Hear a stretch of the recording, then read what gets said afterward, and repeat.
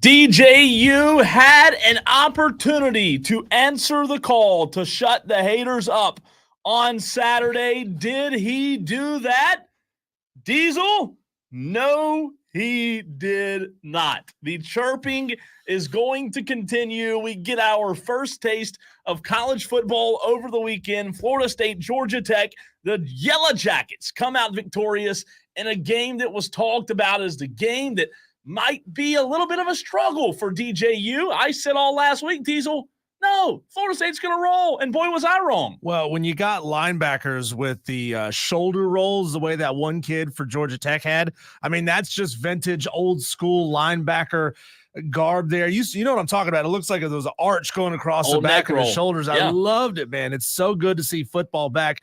But yeah, the U in DJU this weekend stood for underthrown, underwhelming, uninspiring, and upset. And it's just, and you suck. And add one more. You need to go get a job because you are not going to be in the NFL. Diesel, there are so many different angles to go, so many places to start. You watched it. I watched it. I thought it was a fantastic football game. It was close. It was competitive. It had this weird aura about it being across the pond, if you will.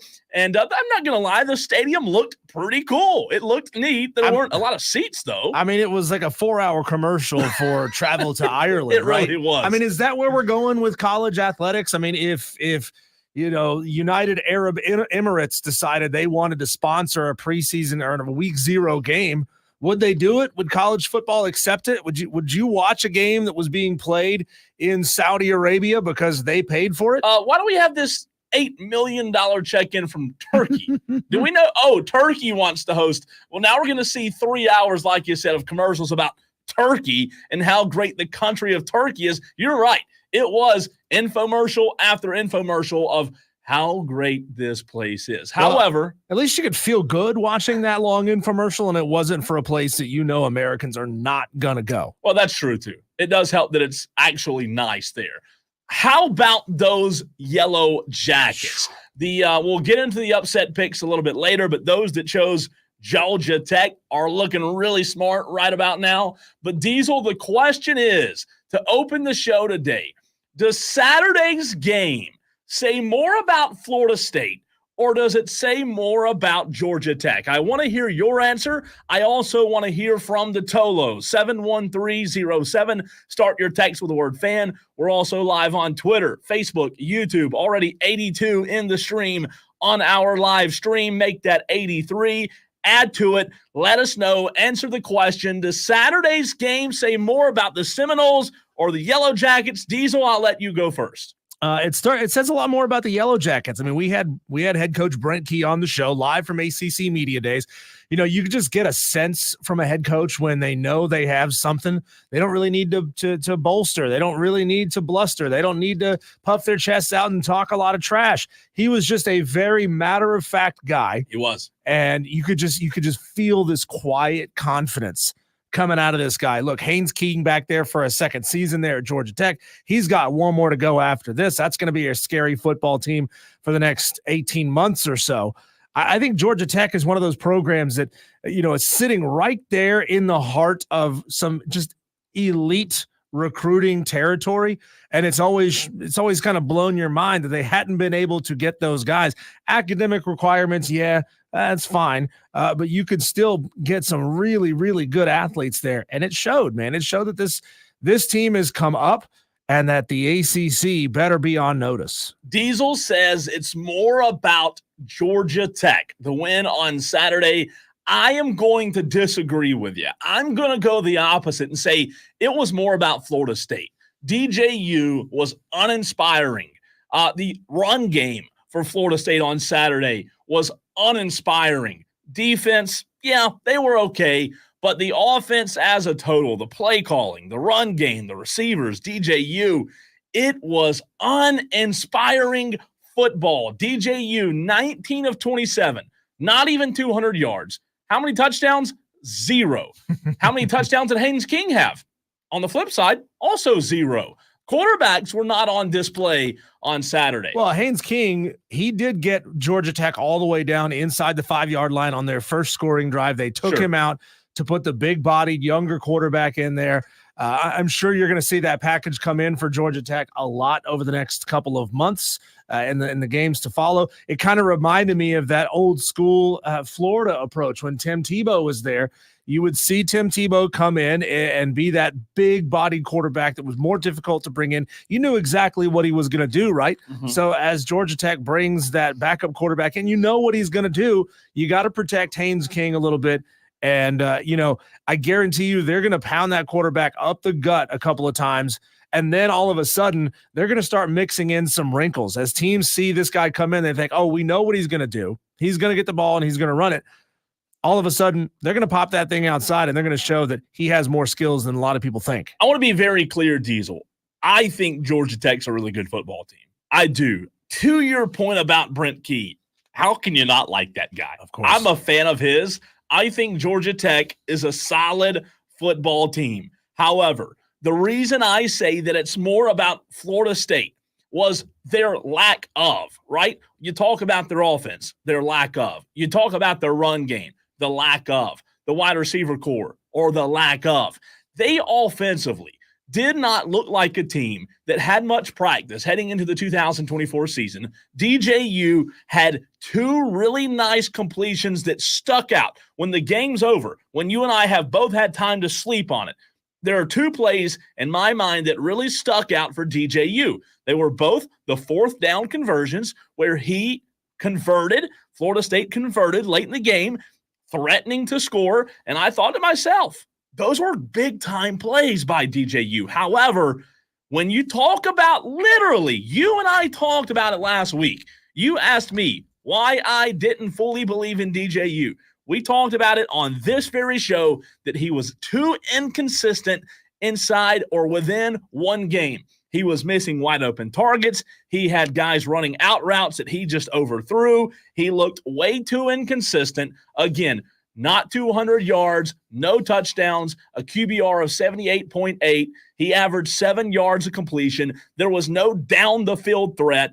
I was very unimpressed and uninspired by DJU Diesel. And guess what everybody said on Twitter? Why are you surprised? And they may be right. Well, here's the scary thing is they have a redshirt freshman backing up DJU and then a true freshman backing up him as QB3. So they're in trouble. They're going to basically be stuck with DJU for the entirety of this season. Everybody thought, oh, he went to Oregon State. He's completely revamped. He's made up for all those deficiencies he had at Clemson. And then what do we see? Check down DJ all over again. Check down after check down after check down after check down. And part of that is on the defense, right? They know who he is. They know his MA. They've got a MO. They've got a CV on him. So they know that they want to force him into checkdowns. There was a time or two. There's one play that I specifically remember. Is probably about a 35-yard out route to the left. He just underthrew his wide receiver, and his wide receiver picked it up off the ground. Yes. It was very, very, very close. Very close. But in those situations, when your wide receiver is as open as he's going to get in a tight contested football game like that, you cannot leave the ball short. You cannot throw it at your wide receiver's feet, and that's what DJ did. DJ is the same DJ he was when he was at Clemson. You're right, and I want to get to the text line, but I want to say this first. Diesel, I went into Saturday's game trying to convince myself that DJU can be the guy. And I'll tell you what I am proud of. Do you remember when you and I made our ACC predictions before the season started in terms of who would win the ACC, 2 or 3 weeks ago, and then you went on vacation? That next week when you were on vacation, I had the worst feeling right here inside my gut. And I did it publicly on the show when you were gone. I changed my ACC prediction because I didn't believe in DJU. And guess what? I trusted my gut on that, and he showed me on Saturday that you can't trust him. You can't put stock in him. He's not an NFL quality quarterback, way too inconsistent. You're right, underthrowing guy after guy, check down, uninspiring. I was super underwhelmed by DJU. I'm sure he's going to have a hell of a CFL career at some point, right? I mean, that's about the best you can hope for. You can't even say this is new system. This This is first game jitters. No. This is no, you can't say this is who He's he is. 48 years old. Yeah, this is who he's always been. He was this DJ at Clemson. He showed something different at Oregon State. And granted, I don't know how much time you spent really breaking down Oregon State film last year, but we just kind of all bought into what we heard, the conversation out of Oregon State saying that DJ had changed. And look, he played a good football season in 2023. Bright spots for sure. Yeah, but you get him back here to the East Coast. You're playing maybe a slightly higher level of competition. You're playing a game overseas against a quality opponent. And all of a sudden, all those things, all those accolades that we heard in the offseason that were just stacked after stacked on top of each other, they all came crumbling down. And it was painful to watch. And if you're a Clemson fan, there's a lot of Clemson fans out there who still hold a soft spot in their heart for DJ, especially after we've seen what has happened with Cade since he took DJU's job in that ACC title game. I remember we asked the question, and I don't remember where we stood on it at the time, but we asked, would Clemson fans take DJU back if they could? We did and they had a little body of information from the 2023 season, and we had quite a few. It was a Twitter poll. We'd have to go back and find it. We had quite a few, Cole, not an insignificant percentage of people saying, yeah, they would rather have DJU back than Cade right now. You're right. We did do that. And what's amazing, the reason I'm so excited today, the reason you're so excited, we started this show in March, and it seems like since March, you and I have talked about football, But we finally, Diesel, got to see football, and it feels so good. Let's go to the text line, 71307. Start your text with the word fan from the 809. Best stat of the weekend. FSU football is 30-28 in their last 58 ACC football games. Shouldn't they be suing to stay in the ACC? Are we starting off strong, Diesel, with a text today? Man, that might be text of the day material. That's right text there. Of the day. But think about this, Cole. Brent Key and Georgia Tech are 5-0 against ranked ACC opponents. Since Brent Key became the head coach at Georgia Tech, he is 5-0 against ranked ACC opponents. They may not get it done week in and week out. They may not be stacking up 8-9 win seasons, but when it really matters, when it really matters and they've got big games on their schedule, Brent Key gets it done at Georgia Tech. Maybe he needs to be the one leaving and going playing better competition, right? If he's so good against these good teams. Mike Main says, how about them Yellow Jackets? Thanks for the 10.5 points, baby. Texter from the 803. DJ, you need to get a job, is simply a mediocre quarterback. One game versus Notre Dame years ago tricked everyone. You and I talked about that game, Diesel. Remember last week? Game being a bright spot and what Clemson fans thought would be DJU, but it wasn't. Well, I think DJU is guilty of the same thing that he has that little bit of that Fitz magic in him, right? He played one elite football game, or Ryan Fitzpatrick played one really good football season as an NFL quarterback, and he's been able to keep getting job after job after job off of that one great season. And I guess it just comes down every now and again you just play above yourself, you're well above your own skill level. I remember, Cole, there was a pickup basketball game that I played in high school. Where I was just balling. I was draining shot after shot after shot. I could not miss. Have I ever played a game like that again since then? No, I have not. So that's why I quit the game. I quit the game entirely. Just retire. Yeah. Call it a career.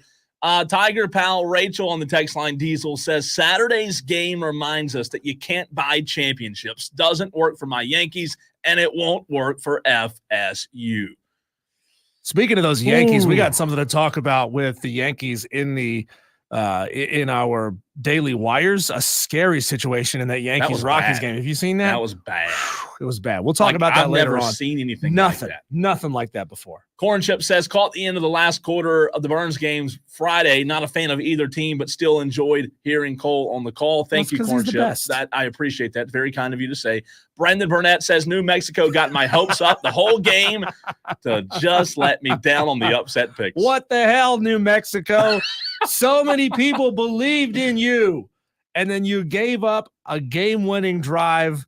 You gave up the game-winning score under a minute to play. I think it was under 10 seconds to play. Pitiful. 10 seconds to play. I thought we were going to be good, me and you. We both picked. Yeah. I mean, I felt really good about that pick. They were up like 10 points in the third quarter. I hope they lose every game for the rest of the season. They suck. I mean, I'm so mad.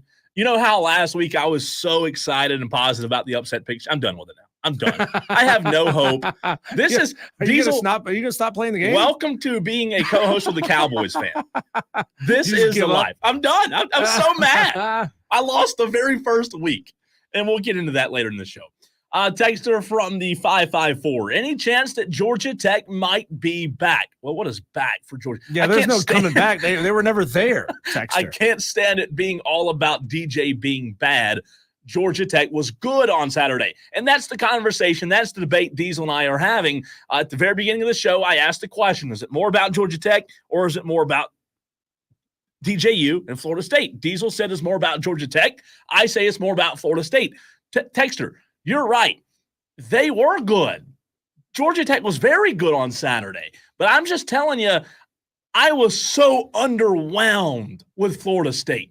And yes, I know that a lot of that has to do with the opposing team, right? A lot of that has to do with Georgia Tech.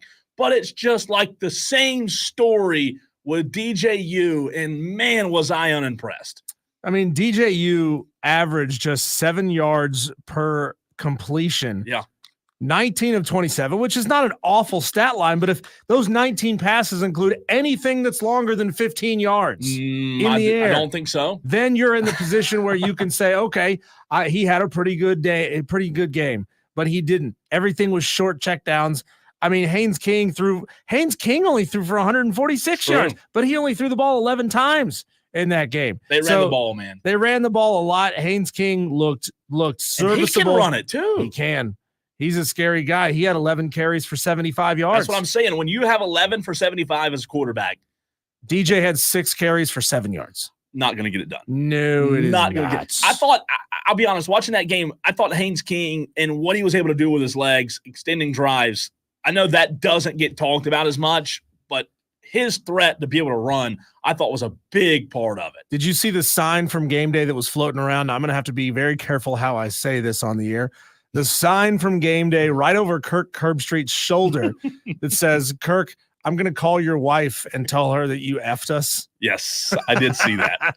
And Florida State fans, brutal. Like the way last season ended to now.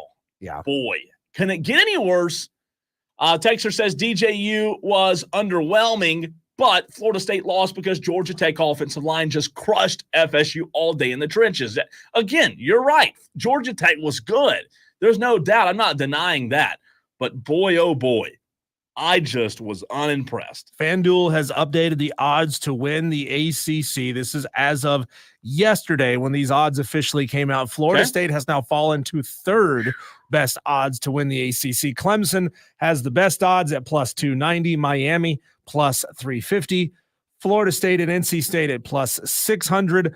Georgia Tech now sits at plus 3,000. Well, Diesel, here's my issue with Georgia Tech the rest of the season. They're a good team, but they do have a game at Louisville at the end of the next month, which is going to be tough. Mm-hmm. They do have Notre Dame in Atlanta, which is going to be a tough game in my opinion. They have Miami, they have NC State, and they have Georgia. So looking at the rest of their schedule, they have 4 ranked teams remaining on that schedule. They're not a playoff team, in my opinion. They're a good team, but with the schedule that they have, having 4 remaining teams that are ranked, they're not a playoff team.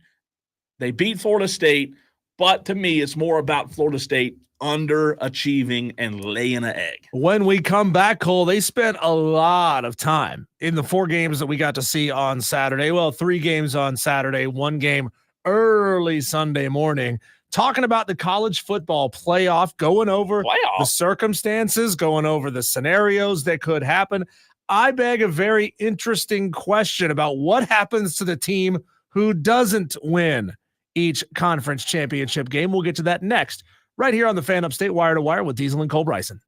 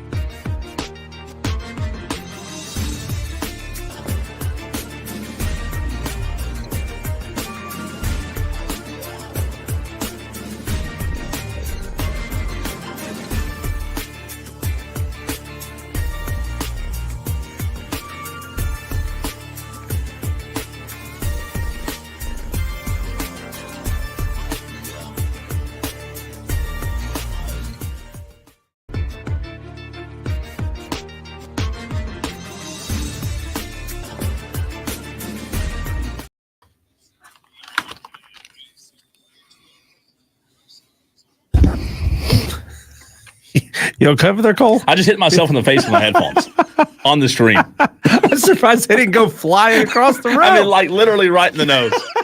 You guys watched it on the stream. Did you guys catch that? I was hoping nobody did. That? I was hoping you did. You know, it's that like split second right like as this. the stream is coming back on. He smacked himself. That was bad. I can't do the segment anymore. 2 weeks in a row. 2 weeks in a row. Leave it to Cole to cause a distraction. Wire to wire with Diesel and Cole Bryson. College football is back. We have actual games to talk about.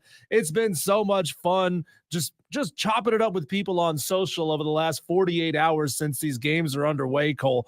But one thing they did during those games, as they always do, right? And this drives me nuts when it's a G5 versus G5 game and the commentary starts talking about the college football playoff. Shut up. That's not what this is about right now. Focus on the two teams on the field. It's like they all get their talking points from ESPN. They're all marching in lockstep. Left, right, left. Got to talk about the CFP. Got to make sure people know about it. Got to make sure people are watching. Got to get those promos in. They started the broadcast of the Notre Dame game by talking about it. Yeah, it's pathetic sometimes the way the four-letter network just can't let you watch the game that you're trying to watch. It's absolutely infuriating. Let's see. We got a lot of messages coming in here on the stream. I do want to know if you guys saw Cole smack himself in the face. But one thing they did, they talked about the college football playoff a lot. And I understand a little bit why they bring it up at this point early in the season. There's an all new college football playoff format. Obviously, we all know it's going to 12. We know that that the four teams who win their conference championship game out of the power conferences, they all get a first round bye. And then after that, there's one G5 champ, leaving 7 at-large playoff spots remaining. Where they didn't go is the question I want to talk about here in this very segment. 71307. Start your text with keyword fan. You can always call us at 844-FAN-PHONE. That's the renewal by Anderson of the Carolinas fan phone, 844-326-3663. Should the team that loses each conference championship game be guaranteed a spot in the college football playoff? Guaranteed. I'm not saying is it a virtual lock? Is there a really high chance? Because I think that is true. I think they do stand a very high chance to get in, but eventually it will happen. We're talking ACC, SEC. ACC, SEC, Big 10, Big 12. Okay. Core four. The core four, yeah. The team that loses in their conference championship game, should they automatically get into that college football playoff? Because think about it. And this is the argument we've had over the CFP for years. Should a loss in a big game like that, when you're playing a really good football team, should that be enough to eliminate you from playoff contention? And see, we're in a situation now where we're different from anything we've had in the past. All this is changing, right? We used to look at it like the SEC West versus the SEC East. And every now and again, you know, the East would have a competitive champion in the SEC title game. But for the longest time, they didn't have one. For the longest time, before Georgia came back, it was all SEC West. Yeah. It was all Alabama and LSU. And then people would say, oh, whoever's coming out of the East is going to get absolutely curb stomped, whether it be Florida, Georgia, Tennessee, whoever. Yeah. Well, that's changed. That's a thing of the past. The SEC does not have divisions anymore. The Big 10, the Big 12, the ACC, no divisions. So now they're putting the best two teams they got into the conference championship game. You have, by virtue of an entire season's body of work, shown your quality. The standings matter. You got into your conference championship game. And let's just say you get blown out in that conference championship game. Yeah. What do you do then? So in the time that you've been talking and asking the question, I've been thinking, I wanted to, again, give it a minute and a half or 2 minutes of thought before I answered. There's no way. There's no way they should be guaranteed a spot.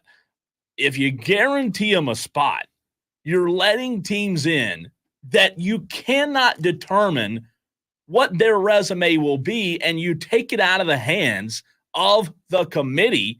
And the committee, their purpose, their goal is to decide. Wait a minute. hasn't the committee mucked this thing up so badly over the past 10 years, and that's the reason why we're expanding to 12? Well, some may say. I say if you let 8 teams in, right? That's 8 guaranteed. Right. You leave zero room for someone on the outside to actually have a competitive shot of winning the national championship. I don't know that Diesel, I don't know what the loser of those conference championships will look like every year, year in and year out, but there may be years where the conference is down and that team may be a 2 or 3 loss team, and I don't want to see that team guaranteed every single year. So I would say out of the Big Ten and the SEC, that's not really what we're talking about here, right? And let's just go with this scenario here. This year, and this is a potentially highly likely scenario. Let's say it's Ole Miss, Georgia for the SEC championship game, and by both of them getting in there, they've had excellent football seasons, right? They're number 1 and number 2 in the conference. Yeah. But Georgia just smokes them 42-7. Should one bad game against an elite team eliminate an entire season's body of work? Ole Miss, we've talked about it plenty of times on this station, on the show, doesn't have the strongest strength of schedule in front of them. They won't have the strongest possible resume, but they will have potentially beaten a couple of really good football teams along the way over the course of their season. And let's just say they lay an egg against Georgia. Sure. Should that automatically eliminate them from the college football playoff 12-team playoff? Yeah. Or could you say, all right, well, you just had a bad day. So you had a bad day. You got your butt kicked. You know? I will answer that by saying if they did their job throughout the first part of the season, that won't happen. What I mean is if Ole Miss does their job and performs in those first 12 games and beats everybody, if they lose to Georgia and lay an egg, the new format of the 12-team playoff, in my opinion, allows them, even if they were to get spanked by Georgia in the championship game, if they do their job prior to, I think the new 12-team format allows that team that just got spanked in Ole Miss to still get in. If it were 4 teams, you and I both know they'd be out on the outside looking in. But 12 teams, if they have a great resume and only 1 loss or no losses, they're still getting in. So Ole Miss, going with this scenario here, Ole Miss, their schedule is as such.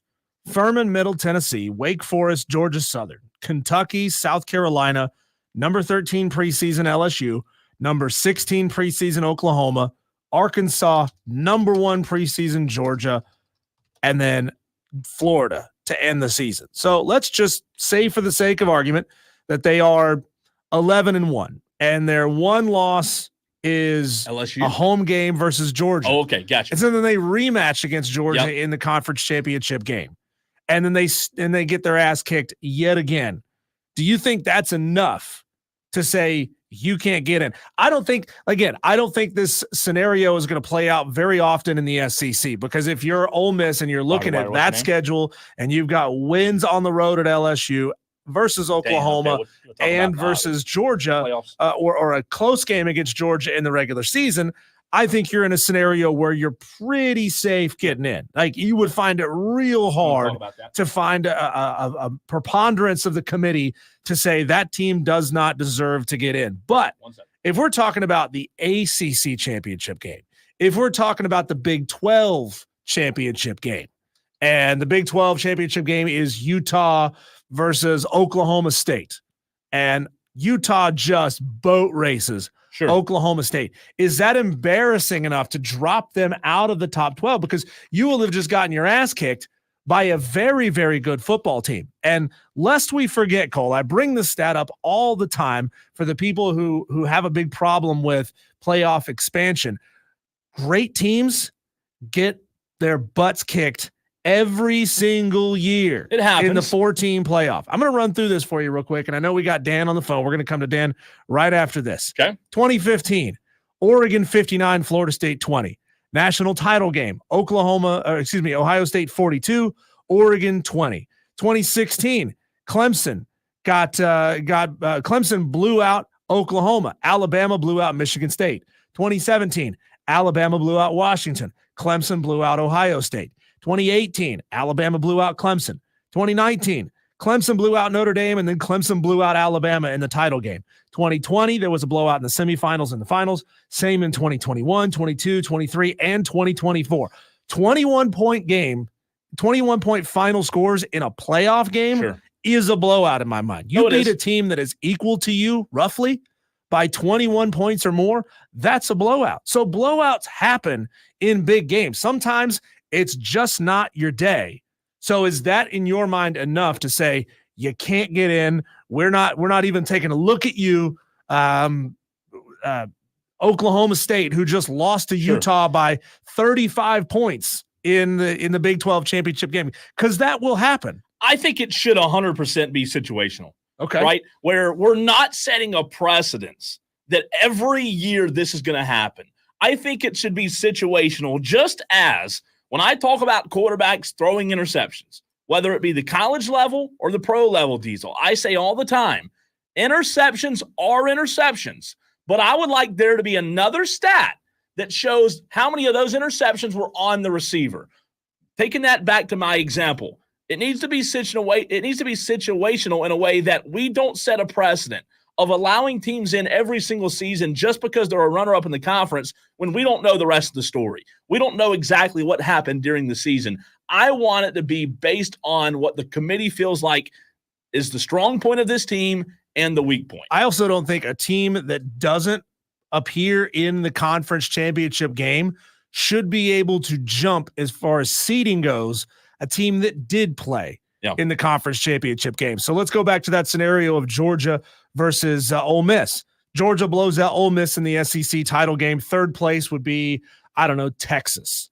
In my mind, in my situation, in my scenario, there's no way that Texas should be seated higher than Ole Miss because they didn't have the body of work that proved they even belonged in the conference championship game. Dan is on the Renewal by Anderson of the Carolinas fan phone, 844-FAN-PHONE, 844-326-3663. What's up, Dan? All right, Cole. Let's talk about this. LSU, Alabama, 9-6, right? Mm-hmm. Then we get a rematch, and it's for the national championship. This person's whining and complaining. That person's whining and complaining. If you are the best team, you are the best team. I am an Alabama fan. My wife is a Clemson fan. How do you think that went for a few years? Not good. Did you guys have any personal bets, Dan? You and your wife have any personal bets on those games that you're willing to talk about on the radio? No, sir. Oh. Hey, no, you didn't have any bets, or no, you can't talk about on the radio. Not on the radio, he Not says. on the radio. Hey, Dan, are you referencing, because I do remember a year, and I'm going to say 2007, but I may be totally off there, when the tornado tore through Tuscaloosa that year, and LSU whooped Alabama in the regular season, and then Alabama in the national championship beat LSU. I do remember that happening. But then do you remember the 9-6? Yes. Yeah. Yes. When LSU couldn't even cross the 50-yard line? Yep. I do. Yeah. I understand your point. The 12-team playoff is the same thing as, Notre Dame's already guaranteed. Well, right? Yeah, I mean, Notre Dame will always be in the top 12. They should. Because they're Notre Dame. Yeah, they should.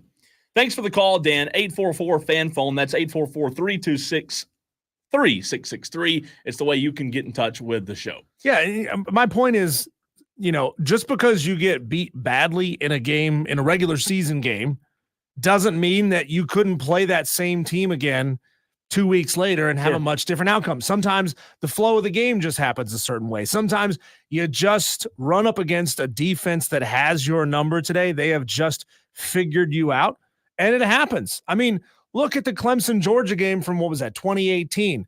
The game was a stalemate the entire time. It was boring. The game sucked.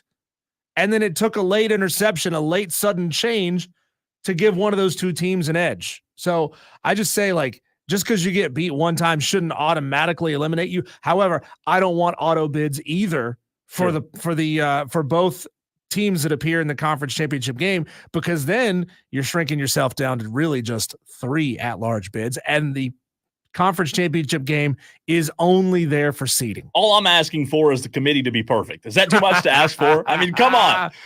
Well, when we're putting politicians on there, good luck. Yeah. We're going to see if that happens. Week 0 of high school football happened on Friday night. We've already had like 3 texts on the text line asking about high school football. We'll give you a quick week 0 recap. Your thoughts as well. All coming up next on the Fan Upstate.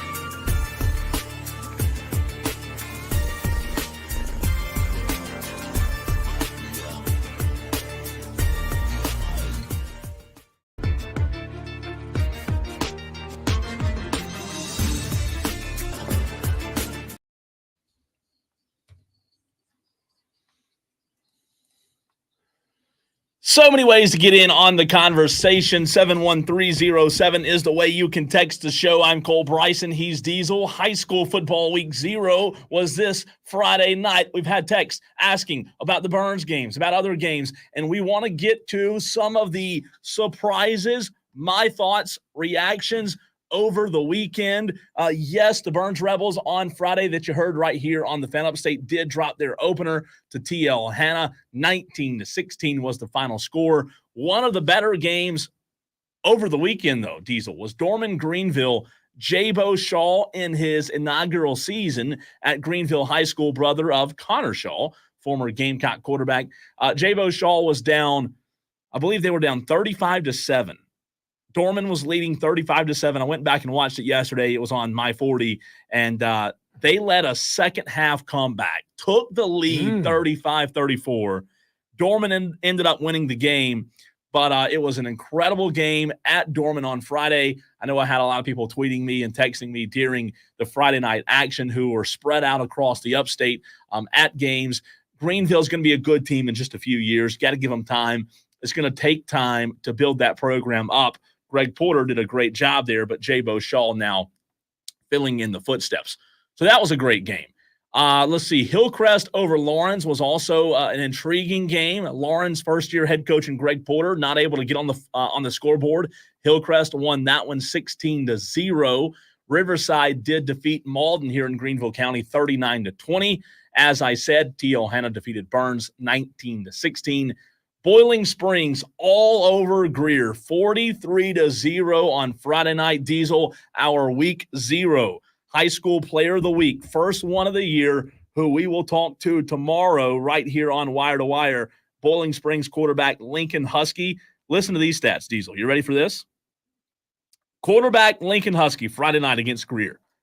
13 of 17, 272 yards, 4 touchdowns passing, 1 rushing touchdown, 25 yards on the ground, 1 reception for 20 yards and a touchdown, 317 total offensive yards, and 6 total touchdowns.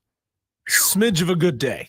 A little bit, I would say. say. So congratulations to Boiling Springs quarterback Lincoln Husky, the Fan Upstate Week 0 Player of the Week. He will join us tomorrow, and we'll have a Player of the Week every single week right here during high school football season. Love it, man. Love it. What was the biggest surprise for you this weekend? When you look at a lot of box scores, again, you're calling Burns. Who surprised you? Who really jumped out at you and said, I didn't think they stood a chance in this game? Well, that's something we talk about every Saturday morning on the Saturday Scramble, and it's always fun. It's always a fun discussion because there are surprises every week, and it's a great question. Spartanburg beating South Point really took me by surprise. South Point, I haven't seen them in quite a few years, but what Mark Hodge has done at Spartanburg, they've shown really good signs in that program. Last year were 6-6, took a little bit of a step back. Spartanburg beating South Point was a big deal for me. You couldn't have asked for a better start. Mountain View Prep in their inaugural game putting up 50-plus points on Saturday night as they played their first home game at Presbyterian College. Their first ever play from scrimmage was a touchdown. They looked really, really good. Again, don't know how good the opponent was that they played, but still, they looked really good on Saturday. Seneca Diesel over Powdersville was another surprise there. Seneca has been a team that's been up and down lately. Powdersville under Robert Muster, man, that one surprised me a lot that Seneca took down Powdersville on Friday. I was surprised by the way Hammond just rolled over Christchurch. That one took me by surprise as well. And then the last one I would say would be Woodruff over Clinton. Woodruff, man, put up some points on Friday night. A very impressive night for Brett Sloan in his second season at Woodruff over a very good Clinton team. And high school week 0, man, there were 30 games, Diesel, in week 0 that we covered. Broome, BHP was a game that I was going to watch to just kind of gauge how good Broome was. BHP rolled 45-14 over Broome. BHP, a very good team year in and year out. Pendleton, kind of same situation there, 47-21 over Chesney and first-year head coach Brett Chappell. They looked really good. It's interesting, though, Diesel, because it's week 0. Like, we react, but at the same time, you have to be careful not to overreact, right? It's 1 week. Sure. In high school football, yes, there's some really good teams in the area. However, I always see a lot of up and down movement among high school teams. Sometimes you'll just have that week where you put up 65 points, and then the next week you put up 14 points, right? So it's tough, especially this early in the season when you got a lot of new pieces, a lot of new faces on the roster. You can't recruit the same way that you do in college. You can't throw a fat contract at somebody and bring them in like you can in the pros.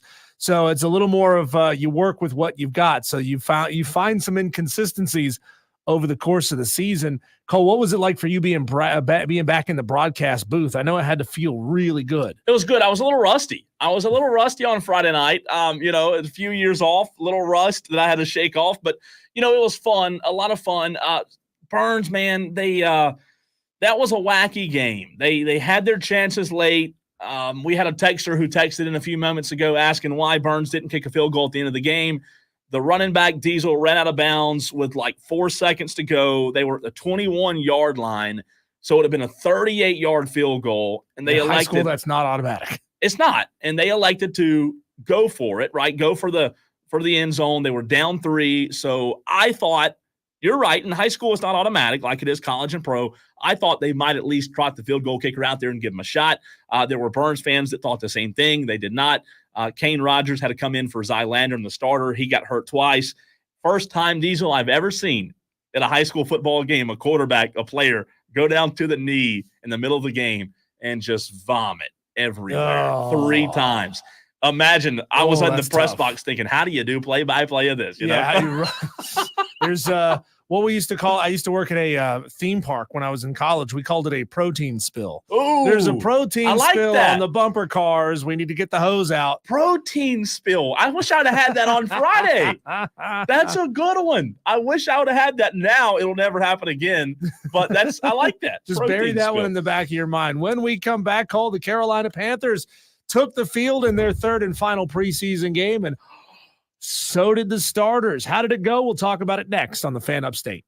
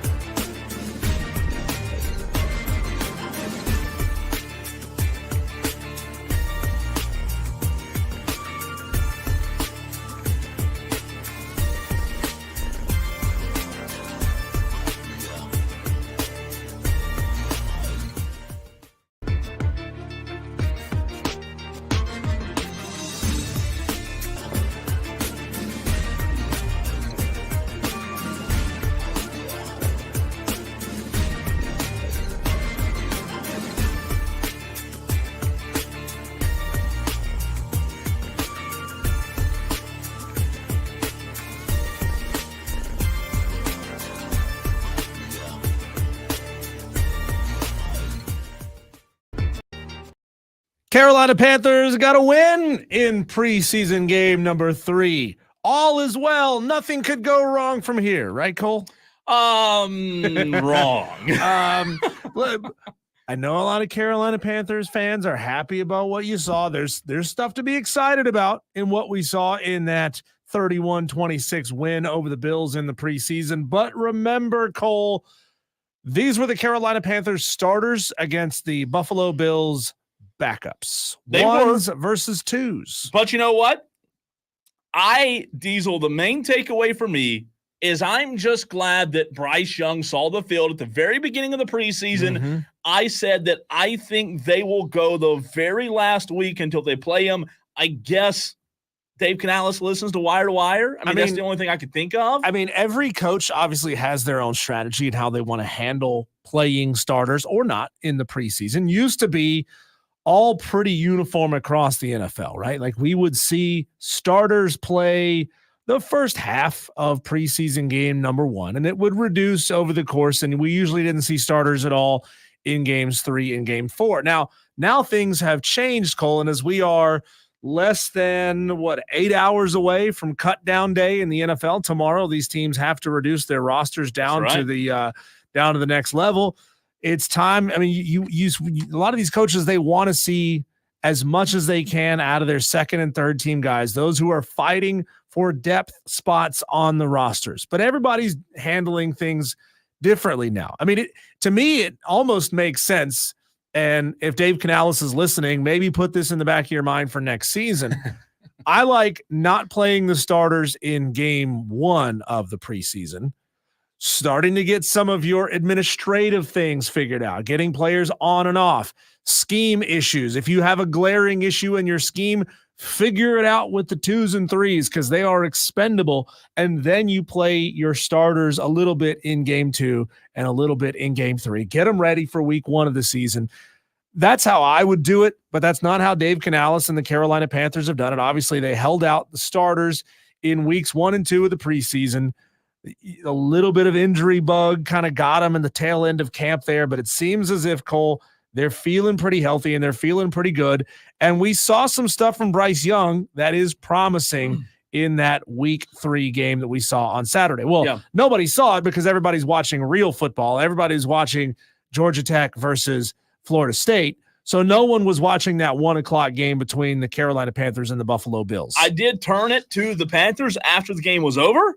And by that point, Bryce Young was already out of the game. The Panthers were up like 2 scores. I think I sent you a picture. It's like, hey, look, the Panthers are winning. Yeah. To be fair, the Panthers' second team looked really good. Jack Plummer was balling out in that game. 21 of 29, 287 yards, 2 touchdowns. I mean, the second team was looking really solid for the Carolina Panthers. Right? Because he's played a lot. I do think when you talk about these 3 games, and again, I'm glad they went from 4 to 3 because 4 is way too many, and I would even argue that you only need 2. I do think you need 2. However, Diesel, I do think that part of Dave Canales' strategy here was to be able to build off of this 3rd preseason week into these next 2 weeks of practice leading up to the Saints game. I don't know if he factored in the first 2 weeks being able to carry momentum that far. What I mean is, if you have a great week 1 of the preseason or a great week 2, it's a month later to the actual game. Can you actually carry momentum that far? There's some logic there for sure. And maybe, again, that might not even go into his thought process. But for me, if I was a coach, that's what I would think. I would want this team that needs all the confidence they can get to go into week 1 with confidence just oozing out of them. I'd even let that last week, right, of the last week of practice leading up to the game, whatever you have to do to get your team confident and bought in heading into New Orleans. Well, Bryce Young in his 1 drive for the Carolina Panthers went 6 for 8 for 70 yards. Looked good there on an average basis there. He had that 1 really soft touch pass to his left for a first down, something that he kind of struggled with a little bit last year. We saw a little bit of that Alabama Bryce Young there in week number 3, again, against subpar competition. Then again, it is the Panthers ones. So, I mean, are the Panthers even ones? Yeah. Even with the Bills twos, they're a really good, really deep football team. but Bryce led him on a 12-play, 85-yard opening drive, 8-yard touchdown pass to the tight end. Dave Canales had high praise for the first team guys in that game. And, that's all we wanted to see as fans who have had nothing but nut kick after nut kick after nut kick from this franchise for the past 5 years and all offseason. All we wanted, Cole, was something to feel positive about. Let us see it. Let us feel it. Let us put our hands on it. Stop talking about how well this team is progressing. Stop talking about how Bryce Young is progressing in practices that we don't get to see. Take the blindfold off of us and let us buy into it. That's all Carolina Panthers fans wanted. And the reality of it is, Diesel, when you talk about Bryce Young and his progressions, the reality is from a fan standpoint, even in the media, and I know the media get to see practices, but nobody sees what happens better than that head coach, right? Nobody's in the day-to-day more than that head coach. And the reality of it is Dave Canales doesn't come out and talk about Bryce Young in a 100% honest way so that the fans and the media know how he's progressing. We don't know if 2 months ago everyone was still struggling to learn this offense. Heck, we don't even know if 1 month ago there were still some complications when it came to learning this new offense. There very well may have been, but even on the outside looking in, we're not going to get a true sense of how Bryce has developed even in a preseason game until he goes to New Orleans. And I know New Orleans isn't the New Orleans of Sean Payton days. I get that. They're vulnerable. They're beatable. But until you strap it up in a regular season game, we won't know. Yeah, and situationally there, again, limited number of snaps, so we got to see Bryce Young play in. He looked really good. There was that 4th and 3 conversion with the pass to the tight end Johnson. That was really nice. We saw him run and play action. We saw patience in the pocket. We saw him scramble and actually be able to get away from some guys that were coming after him. So a lot of that was vintage Alabama Bryce Young. And if you're a Carolina Panthers fan, those are the little things that give you just little bit of hope, right? Those little nuggets that keep you invested in this, the very tail end of the offseason. Bryce Young said about that game, quote, "There's practice, but being able to have that in a game and there being consequences to it, I think it was great for us as an offense to be put in a situation and for us to overcome it." So there you go. There's Bryce Young proving my point right there. There's practice reps and then there's game reps. And this is as close as you can get to game reps as possible. So he sees the value in it. I know, and I'm sure Bryce Young wanted to play, right? He ultimately doesn't get to go out to his coach and say, "Hey, coach, put me in. I want to play, coach. Put me in, coach." Yeah, it doesn't work that way. But we finally got to see this first team offense out there look solid in a new system, right? All of this is new to them. Here's a fascinating question that I want to ask you, as well as the Tolos, our audience, 71307. Tolo stands for turn it on, leave it on, turn on, leave on. That's what we ask you to do each and every day on the program, Diesel. You know how everyone says the NFL is scripted? Mm-hmm. I'm going to give you 2 scripts right now. You can only look at one, though. Both of these scripts are this season's results. One is the Carolina Panthers, Bryce Young and the Panthers results. The other script is the script of Baker Mayfield. However, you're not allowed to look at the Panthers script. You are allowed to see the Baker Mayfield script, and you're allowed to see that Baker and Tampa Bay drastically dropped off. Baker's play was not what it was under Dave Canales. If I told you that was the only script you could see, you couldn't look at this Panther script, would it make you feel good if you could just somehow look into the future and see that Baker's play dropped off, they didn't have the same success offensively?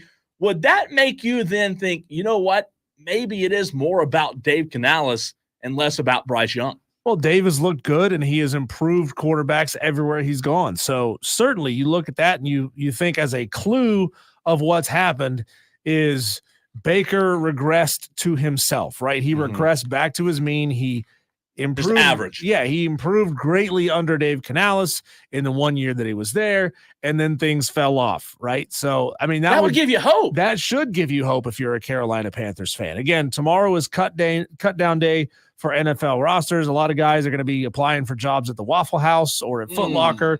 So their seasons and some of their careers are going to be done. It sucks for them. You know, everybody has that hope to go out and make that roster, but you know, it's a big day for the NFL as these rosters kind of start forming into place. Shout out, by the way, to App State's Darrington Evans, who scored a touchdown for the Bills, their first touchdown of the preseason. Wait a minute. What'd you just say? Darrington Evans, first touchdown? Their first touchdown of the preseason. And how many touchdowns did they score against the Carolina Panthers?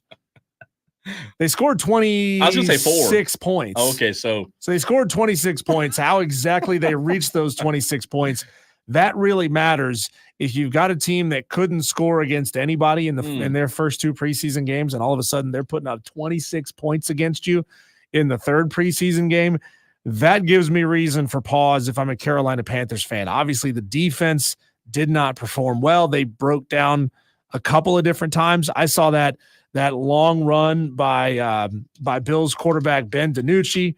The defense just completely broke down on that one. This is going to be a long season for the Carolina Panthers defensively. They are not going to be where they were last year or even 2 years ago when they had an elite defense. 4 p.m. is the official deadline tomorrow for roster cuts. 4 p.m. on August 27th. Do they cut all the way down to 52 tomorrow, or do they cut down? There's 2 cuts. 2 more cuts on that. I think there's 2 cuts, including tomorrow. Unless they changed it, I could be wrong. I always thought they cut one time and then there was one more cut like a week and a half. I could be wrong, though. I need to look at that. That's a good question because that's where I was going. I wonder if a guy – I hate to say this, but I wonder if a guy like Spencer Rattler in New Orleans is in danger on that if there are still 2 cuts. I'll have to look and see, though, because Spencer's gotten, including yesterday, Diesel, gotten a lot of playing time this offseason. It'll be interesting to see what they do with him. And then for the Panthers, talking about Carolina and the cuts, I don't know that there are any notable guys that are fighting for a roster spot that Panthers fans will be just – head over heels disappointed in, but I do think it's interesting and very, very important. Well, this is currently listed on ESPN.com. Spencer Rattler is listed as the 3rd team quarterback for the New Orleans Saints. Well, Derek Carr 1, Jake Haener, who came out of Fresno State as the 2nd quarterback. He was a 2023 4th-round guy.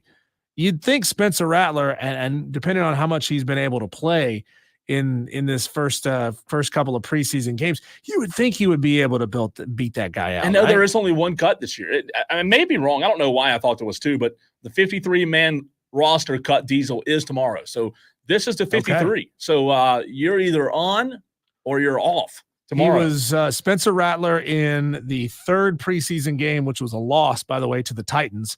Spencer Rattler threw for 105 passing yards, a touchdown, but only 54% completion, 7 for 13 in that game. As far as the NFC South goes, Atlanta was the only NFC South team to not win a preseason game. Tampa went 2-1. New Orleans and Carolina both went 1-2. Atlanta 0-3. 90 to 53 is a big difference, right? Like, I don't know if people realize when you're talking about roster cuts, man, half. That is a lot. Basically half. Elsewhere in preseason, Cole, Drake May had a big-time touchdown pass. This is fantastic. I haven't heard this yet, but Chris Collinsworth was on the call. Here is Drake May hitting Kevin Harris for an 18-yard touchdown pass with Chris Collinsworth apparently just losing his mind on this play. Pro football. Pressure again. Fires. Tackle Kevin Harris to the end zone and in for the touchdown. Kevin Harris made a man miss.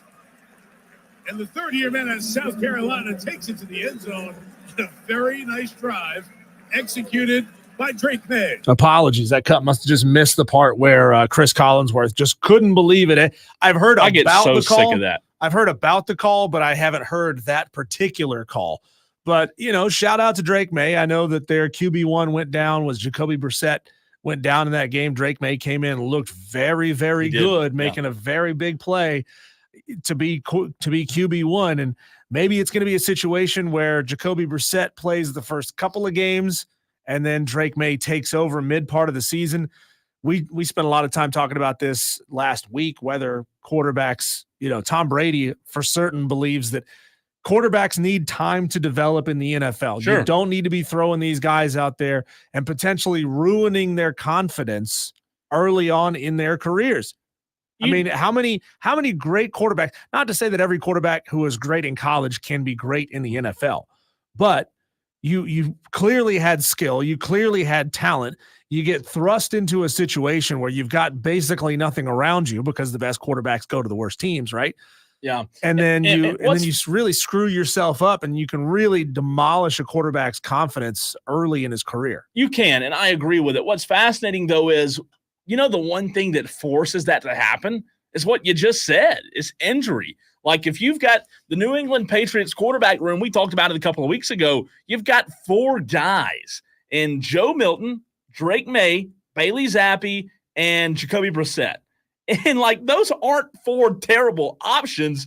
However, in a perfect world, you would like a Milton and a May to be able to kind of learn because they're both out of college. Brissett's been there for a few years. He's a veteran in the NFL. Bailey Zappi's been in the system for a few years. But the reality of it is, Diesel, coaches get fired if they don't win games. How long can a New England sit a Drake May and a Joe Milton to let a Bailey Zappi play?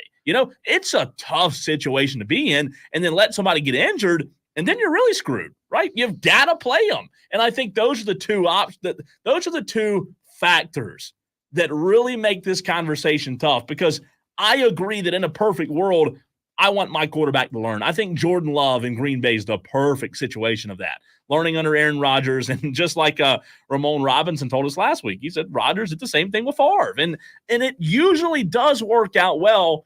But man, this New England quarterback situation is gonna be fascinating for sure. So way too many quarterbacks on that roster. Well, and hey, if there's teams who are looking for a solid backup, you could pick up one of those 2 guys, 3 and 4 off of that roster, who may at least be able to play significant role for you on your practice squad. It is 4:20 on a Monday. Well, what does that mean, Cole? It means it is time to be joined by David Hood of TigerNet.com. David joins us every Monday at 4:20. We'll talk Clemson Tigers next.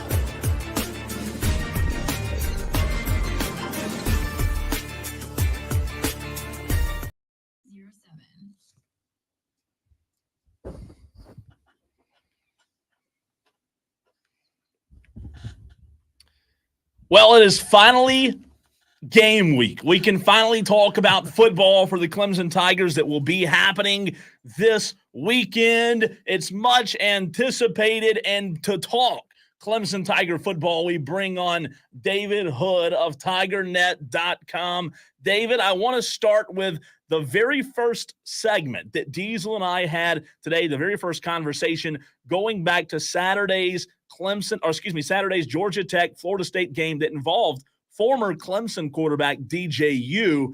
For someone that covered DJU and covers Clemson now, do you think that Saturday's game was more about Georgia Tech or more about what Florida State could not do?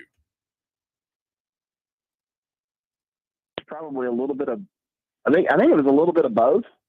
Georgia Tech, I told everybody in the media room a few weeks ago, we were waiting on interviews to start at Clemson, and I told them, I said, I think Georgia Tech's going to beat them just because, that's a physical football team. Good offensive line, a lot of returners back, returning quarterback back. And, they just kind of came out and imposed their will on Florida State. And then, with Florida State, it's kind of one of those things. You live by the portal, you die by the portal. And you bring in an entire roster, you turn it over at quarterback and wide receivers and running backs, and it's going to take you a while to kind of get things going, I guess is probably the best way to put it. And I thought Georgia Tech did a really good job of, hey, we've seen DJ before. We know what to do to him. Let's just kind of, rattle his cage in the pocket a little bit. Let's, make him make throws down the field. We don't think he can do it if we, make him start moving his feet. They did that. And, it wasn't until late in the game that he kind of started to get his feet under him, literally, a little bit. And, he made some big time throws. And it just wasn't enough. Georgia Tech was able to keep the football away there at the end and go win the football game. David Hood of TigerNet.com joins us here on the Fan Upstate. Look him up on Twitter at @MDavidHood. David, what do you make of this announcement that's come down over the past couple of hours that Tiger Calls will not be taking calls anymore? Text message responses and questions can only come down in text message form to Dabo Swinney. I guess they're trying to eliminate the Tylers of Spartanburg from being able to reach out to the show. What do you make of it? In what ways do you think this could be a good thing for that show? In what ways do you think, oh man, it's kind of the end of an era?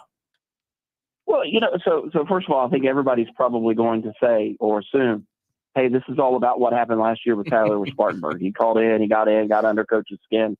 Dabo had his rant and all that. But this has been something that, in talking to people in the athletic department, that they've actually been thinking about for a couple of years, just because, and I don't know the callers' names, but, apparently people that listen to the show a lot, it was the same callers every week. And it was the same, oh my God, coach, you're great. Love my Tigers. Go Tigers, go. And it was, maybe the format was getting a little stale. And so they have been wanting to change things up. Now, maybe Tyler from Spartanburg was what put him over the edge. But, they've tried to do it live. They've tried to do it with a little bit of a delay. And I think that for them, this is kind of just what's going to work the best. So basically, they want more Dabo, less everyone else, is what it sounds like to me. Yeah, more Dabo, less everyone else. And then, we've kind of seen it a little bit with Dabo last year. In the past, we've gotten way back a long time ago.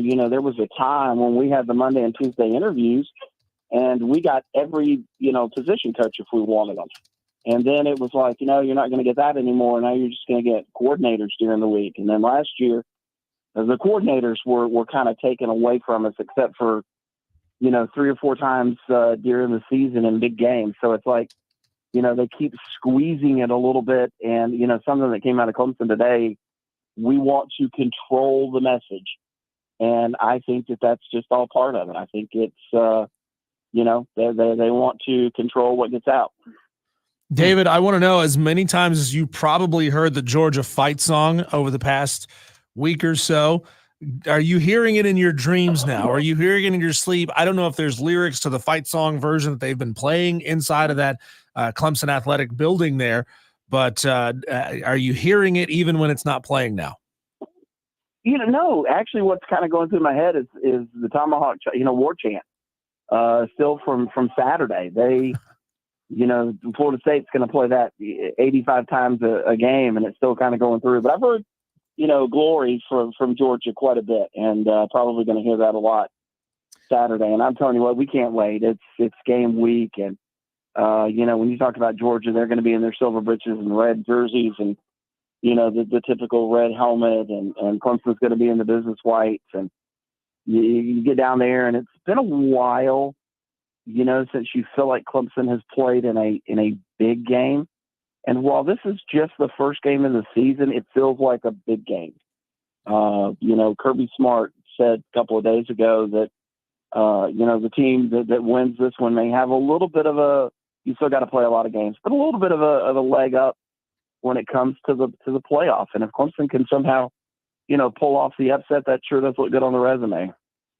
David, as the weeks have led up to this game, obviously you make predictions during the week for TigerNet.com, but have your thoughts changed much on this game, or have you been pretty much down the same road? Yeah, maybe changed just a little bit. I kind of feel like if you just take a kind of an unbiased look at it, you realize that Georgia's probably better than Clemson at almost every position group on the field, right? You might say if Clemson's healthy, maybe the cornerbacks are a little bit better. Still don't know what Georgia's got at wide receiver. Feel like Clemson's wide receivers are pretty good. But you feel like Georgia's just better at a lot of position groups. And, now we hear that, Georgia may be without, one of their running backs. Who knows what's going to happen with ETN? I think they've had some injuries along their defensive front. And I think it could be closer than a lot of people think. This may be a, 4-quarter game. I still feel like Georgia's just the better team. David Hood of TigerNet.com joins us here on the Fan Upstate. David, you've been doing this a long time. Walk us through your process and how you watch games probably differently from the average fan. Do you sort of make notes and ask yourself questions before going into a game and then seek out the answers? Or do you just watch it in its totality, sort of soak it all in, and then have observations just crop up in your head? No, I've actually, when I have had, some free time now that the kids are back in school, gone back and watched Carson Beck and Georgia from last year just to try and get an idea for what they do. And, and I'll say this too, you talk about if things change, you look at how much last year Ladd, McConkey, and Bowers were, safety valves, how they've been safety valves for that Georgia offense for really a couple of years now, so they have question marks. Who's going to be that safety valve for them? But yeah, you go back in, you take a look at the games. I've watched some of Clemson games. They've been coming back on ESPN. I've gone to YouTube and as part of a Heisman voter too, I try to educate myself on, who all the top players are, who am I going to be looking at, and took a look at every game this past weekend. David, we've talked about it several times leading up, and when you go into a game like Clemson's going into with Georgia, Dabo said it, Cade's going to have to play really well. Do you look at it from a standpoint of Cade's stat line Saturday will need to be this, and this, or if not, you think he just has to have a serviceable game? Yeah, and I don't think it necessarily maybe is Cade's stat line as it is Clemson's offensive stat line. I kind of feel like that if Clemson is going to win, they're not going to win it without having some kind of success running the football. Yeah. And to me, if they can pull off a 240, 120, 240 through the air, 120 on the ground, I don't know that they can do that against Georgia. Then I think they've got a really good shot. And then, for Cade, it's all going to come down to those disaster plays. Can he avoid the big turnover that's returned for a touchdown? Can Clemson avoid the turnover that's on the goal line? And that may be the biggest stat of all. If Clemson exits the football game and there's a 0 in that turnover column, again, got a great shot. David, what are the players hearing from Dabo Swinney leading up to this week now? Is he playing the disrespect card in the locker room? The nobody thinks you can win, everybody thinks you're going to get blown out, that's why we're playing at noon type of narrative? Or is Dabo sort of playing it quieter? Is he going individually to each player group and kind of giving them their own specific motivation? I think from everything that I'm hearing, it isn't so much about disrespect or Georgia. It's more about, and he has done this in the past, it's more about Clemson. He has been wearing that shirt with finish on it and the one in it. And it's been more about what do we control? Are we going to come out? Are we going to play well? Can we finish a football game? Can we finish a season? And, he will tell them, if you go out and you do this and you do this, then we're going to be right there at the end. And he needs that for an entire season and for this game Saturday. David, just a few moments ago, there was an email sent out about game notes, depth charts. Is this gamesmanship in your mind between Clemson and Georgia with not putting any starters on these depth charts, or is this something that's usual, that's of the norm for week one? No, I think that this is some gamesmanship. Clemson has some new players, and everybody's going to want to know, where's Bryant Westco? I thought that if there was a depth chart released, that it would be a lot of ors in there, as in, Adam Randall or Bryant Westco or, Tyler Brown or TJ Moore, same thing at backup running back, maybe at kicker, Robert Gunn or, Nolan Hooser. And so to get this and to see the kind of the gamesmanship that's going on, I think it's funny. Both teams are saying, you know what, we're not going to release it till game day. Georgia certainly doesn't want to tip their hand on who, they're going to put out there. Clemson certainly don't want to tip their hand on, who's going to be starting at some certain spots. I don't know what Clemson's really going to be doing at linebacker. Is Sammy Brown going to be more part of the game plan, or, they're going to move Wade Woodass back kind of to a will and let Sammy plug in the middle? Is Sammy going to be a backup? But yeah, I've got a friend who plays fantasy football, and I had a text from him really early this morning, and it was, hey, as soon as the game plan comes out, text it to me. And I laughed to myself because I kind of expected this. He texted me right back after I sent him a screenshot of it. He said, what kind of BS is this? And I think a lot of people probably feel that way, but it's just Kirby and Dabo being Kirby and Dabo. David, this may be a difficult question to answer. It's probably easier once you get 2 or 3 weeks into a season to get a good sense of it. But Kirby Smart is famous for asking, how are we going to respond if things aren't going our way? Let's flip that around to Clemson. What you know about this team, spending the time that you've spent around them, what do you think Clemson's ability to respond is going to be if things start getting maybe a little out of reach early? If Georgia puts up 14 points early and it seems like, okay, this one is starting to not be a tight football game anymore. What do you think of this team's ability to make that difference up if they get behind? We were kind of finishing up interviews the other day, and I would tell you that's really the question. We don't know. I don't know how this team's going to respond.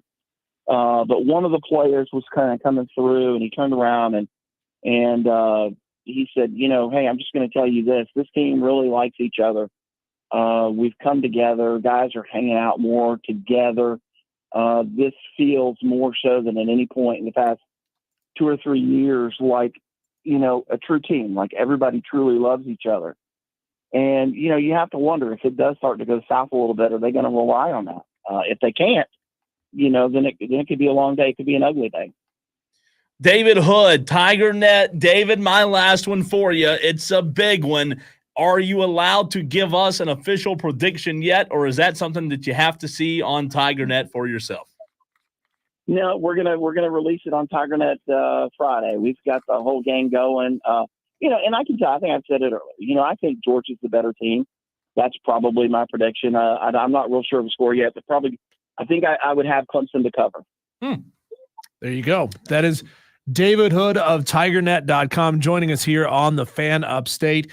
There's been a lot of prediction. There's been a lot of maybe putting words into people's mouths over the past 4 or 5 months since this offseason has been underway, David. But finally, just a few short days from now, we get actual total leather. We get actual sports to talk about. And we can start parsing words on what people have done, what other as compared to what we think people might do. We appreciate your time here today on the Fan Upstate.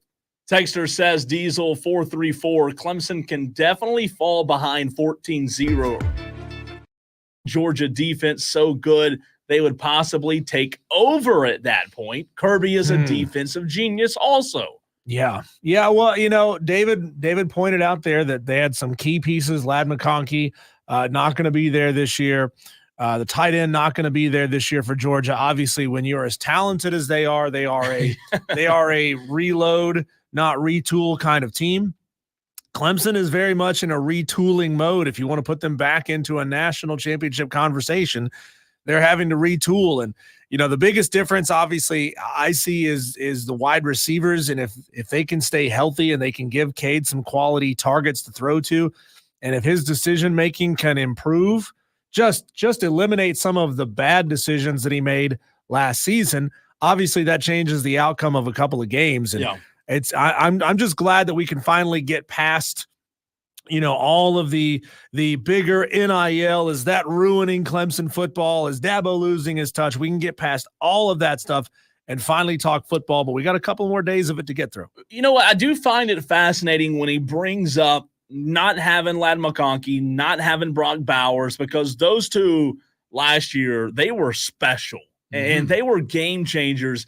And to his point about safety valves, you definitely need those in big games. I agree with David on that. Now, the flip side is, and if we had more time, I'd ask him, who's the safety valve for Clemson? Is it Jake Brenningstool? Who's that guy? Because I would even argue that Clemson will need a safety valve more on Saturday than Georgia will. And that's a fascinating question because both teams, when you're boat racing somebody, you don't need a safety valve, right? That's not necessary. But when it's two big programs, I do think you're going to have a 3rd and 4, 3rd and 5, where dumping it off to that guy, finding him across the middle, it's going to be huge. Yeah, I'm excited for this game. This is a series that should be played every year, in my opinion. I know Clemson. I don't know I don't know which school it is that doesn't want to do this every year. I don't know if it's both of them that don't want to do this every single year, because obviously it limits your ability to be creative in your scheduling. But man, if you're Clemson and you've got 2 SEC opponents on your schedule every year, and sometimes you can beat both SEC teams on your schedule every single year, it sets you up very, very nicely. And it really helps the resume when, the ACC is not really highly regarded as much as it used to be. When we come back, it's time to take a whip around the sports world, take a look at what's happening out there on our daily wires. That's next on the Fan Upstate.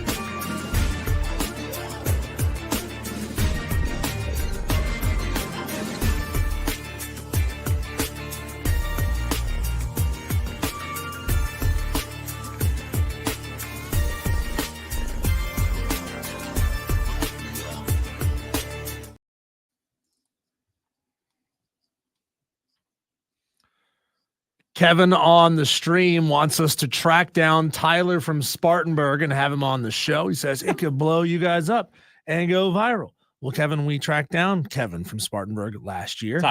Excuse me, Kevin. Yes, Kevin, we tracked down Tyler. Tyler told us, Kevin, that he didn't want to come on the show. He had already done an interview, and he said, I'm not doing it anymore. Tyler. He's like, I've already blown up my own spot enough. You don't ever have to call back. They can't call back anymore. Never have to call back. They can't do call-ins on Tiger Calls anymore. It's not Tiger Calls. It's Tiger Text. It's Tiger Text from now on. Welcome to Tiger Text. Yeah. Let's take a whip around the sports world in a segment we call Our Daily Wires. This is the buzz happening around the sports world. Aaron Judge went dinger number 50 and dinger number 51. This is what number 50 sounded like against the Rockies. High fly ball, deep left center, Doyle back. See ya. Boarding flight 50 home runs. 50 home runs for Aaron Judge, and he followed that up here in the bottom of the 7th with home run number 51. Back. High fly ball, right field. Cave back. He's on the track. He's on the wall. To back. He's done it again. A 2 home run day for Judge. Big day for Aaron Judge. He's pushing to break that record again, man. It's going to be another big season for Aaron Judge and the Yankees. Speaking of the Yankees, staying with them, scary situation in their game against the Rockies. Home plate umpire Nick Marley had to be carted off the field after being hit by a piece of Juan Carlos Stanton's broken bat.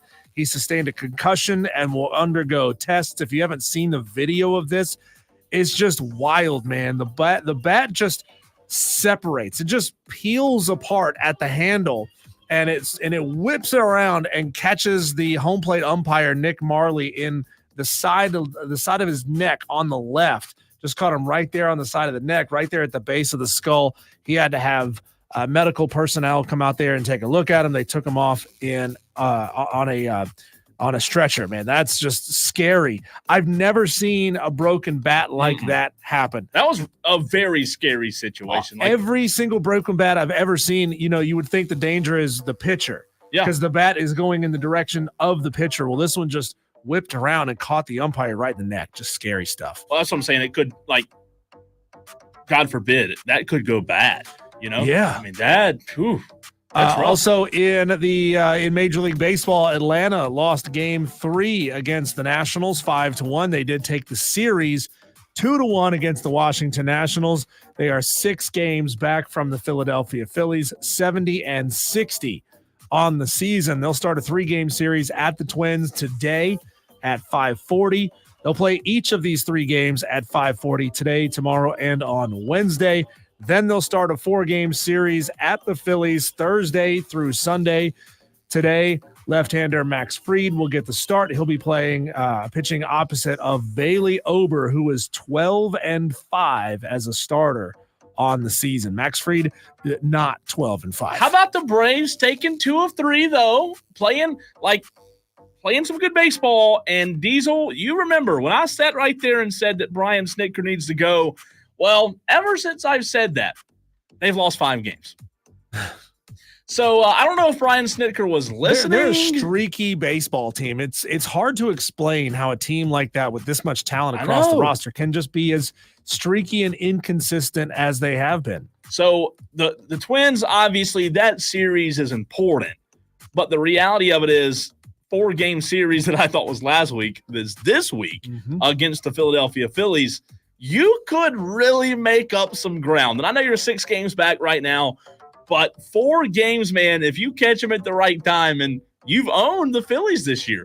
I'm just saying, I don't think it'll happen, but things could get really, really hairy. Yeah, if they could take 3 out of those 4 against the Phillies, man, it would really, really help these Atlanta Braves in their push to maybe come back and sneak up on them and maybe take the division. Georgia Tech beat Florida State 24-21 on a walk-off field goal as time expired in Ireland. Here's what that sounded like. 44 yards away to do it.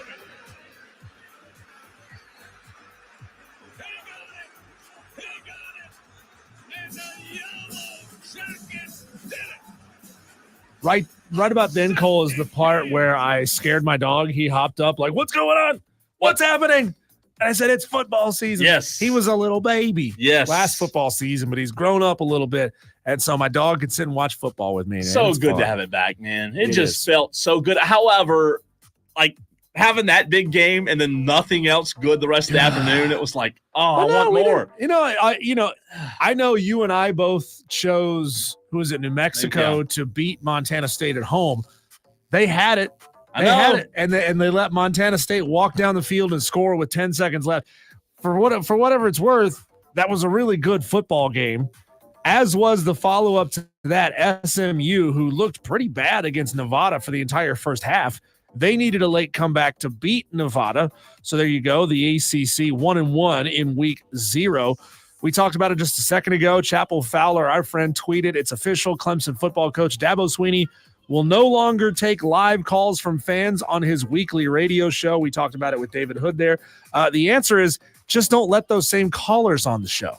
I mean, right? Good Lord. If the problem is that it's always Bobby from Simpsonville who calls in, don't let Bobby from Simpsonville on the show. Just say, hey, Bobby, we're trying to get some new callers on the show. Sounds We like appreciate you. Sounds like an excuse to me. Well, it sounds like Clemson's taking the Jerry Jones approach of I want to control the narrative. I want to control what comes out of these speakers that you're listening to, Yeah. right? That's what it sounds like. And I'm not saying it's the wrong decision, but man, that's just a weird look. Nick Chubb's going to miss the first 4 games for the Browns due to injury. He's on the PUP list. CD Lamb and the Cowboys have reached a new agreement.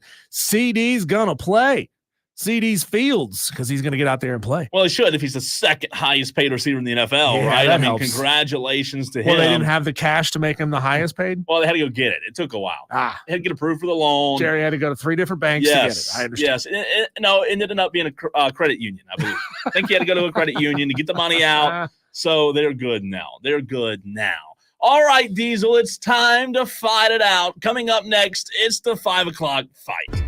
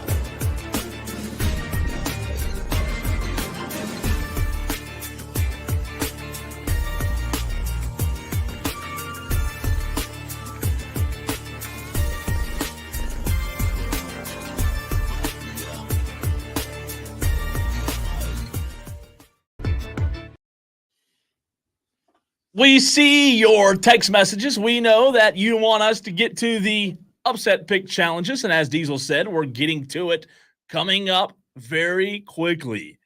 So stay tuned, Tolos. Appreciate you being a part of the program. Diesel, did you look at your watch lately? See what time it is? It is 5 o'clock. 5 o'clock means one thing around these parts. It is time for the 5 o'clock fight. It's an all-out slugfest, and nobody's leaving unscathed. 3 topics, 1 winner. It's the 5 o'clock fight on Wire to Wire with Diesel and Cole Bryson on the Fan Upstate. Well, you know, football season's here, Diesel, and there's a lot of Tolos who have just tuned in. They're like, who are these two guys? Oh, I only listen to radio, sports radio during football season. Been hibernating. Hibernating is the word. He's Diesel. I'm Cole Bryson. We appreciate you being a part of the program. If you're listening on 97.1 Spartanburg and 97.7 Greenville, Odyssey app, Twitter, Facebook, YouTube, that's where you can watch the show. There are 3 rounds of the 5 o'clock fight. This is how this thing works. You, the Tolos, get to decide who wins and who loses each round. Diesel and I must disagree. There's no agreeing during this segment, so we have to fight it out, and you get to decide who's right and who's wrong. Round 1, fight. Diesel, for those that just tuned in, let's go right back to the very first segment of the show. Was Saturday's game more about Florida State, or was it more about Georgia Tech in your mind? It was more about Georgia Tech. They showed themselves to be a team that's on the rise. I mean, going back to our first segment of Friday's show, I had Haynes King listed as my 3rd best quarterback in the ACC behind Cam Ward and Kyron Drones of Virginia Tech. Haynes King didn't wow a whole lot of people in that game. Now, his stats would have been a little bit better had they not taken him out of the game so that they could let their backup quarterback run in for a touchdown. Yeah. He was as good as he needed to be, and Georgia Tech's defense showed up in a big, big way. Big fan of what they did. Big fan of how they shut DJU down. So I think it was more about Georgia Tech. They are a team that is 5-0 under Brent Key against ranked ACC opponents, and they showed up when it mattered. They did show up, and I had Haynes King on my list at number 1, and Diesel just in ACC Players of the Week. Guess who the ACC Player of the Week quarterback was? Really? Not a lot to choose from, but it's Haynes King. Yeah, it wasn't going to be blanking on his name, the quarterback at SMU, because he did not look good. Or DJ. No, it wasn't going to be DJ. Jamal Haynes was also the running back of the week. However, SMU did get RJ Maryland to tight end as a receiver of the week for the ACC. So there's not a lot to choose from for the ACC honors. Maryland was a one-man band for the SMU Mustangs. Diesel, I have to disagree with you. I think round 1, Saturday's game was more about Florida State. Now, I will agree with you. I will tell you, I was impressed with Georgia Tech. You and I, as you mentioned earlier, talked to Brent Key at ACC Media Days. He just gets you fired up, ready to run through a wall. I think they're going to be good this year. However, I was just so uninspired by Florida State and what I saw on Saturday. The lack of offense, the lack of running game, I thought they got whooped on the line of scrimmage. And granted, a lot of that has to do with Georgia Tech and their skill level, their ability to go out there and make plays. I get that, but the quarterback wasn't good, the run game wasn't good, and the offensive line wasn't good. Wasn't really thrilled with the play calling either. Florida State just did not look like Florida State, even close to last year's team. Obviously, Jordan Travis and DJU aren't the same, but man, this team was disappointing to me. And that's why I say it was more about Florida State just not being there. Yeah, so much for Pete Thamel, who on game day said that, well, I've talked to a lot of coaches around college football, and a lot of them believe that Florida State's got the best defensive line in the country. Yeah, about that. You still gave up 24 points. And you know, Diesel, going back to college game day, nobody picked Georgia Tech on the set. Nobody? Nobody. Wow. It was FSU across the board. Hate against the Yellow Jackets. And they just proved them wrong. It's time for Round 2, fight. round number 2. Diesel, I like this question. You put this one on the rundown. Will the committee hold Florida State and SMU's Week 0 performances against the ACC by the end of the season? Yeah, they absolutely will. They're going to look at this and say, hey, Florida State, you had the opportunity to show out as a ranked opponent, number 10 in the country, to start the season, and you laid an egg. SMU, a team that we all looked at as a dark horse to potentially challenge for, probably not go and win it, but at least challenge for the ACC championship game, and you laid an egg against a bad Nevada team. You know, this was a team that's sitting somewhere in the range of 115 in the preseason power rankings. Nobody expecting a lot out of Nevada. And SMU just got their ass kicked up and down the field for the first 3 quarters of that game. Now, obviously, they came back and won it.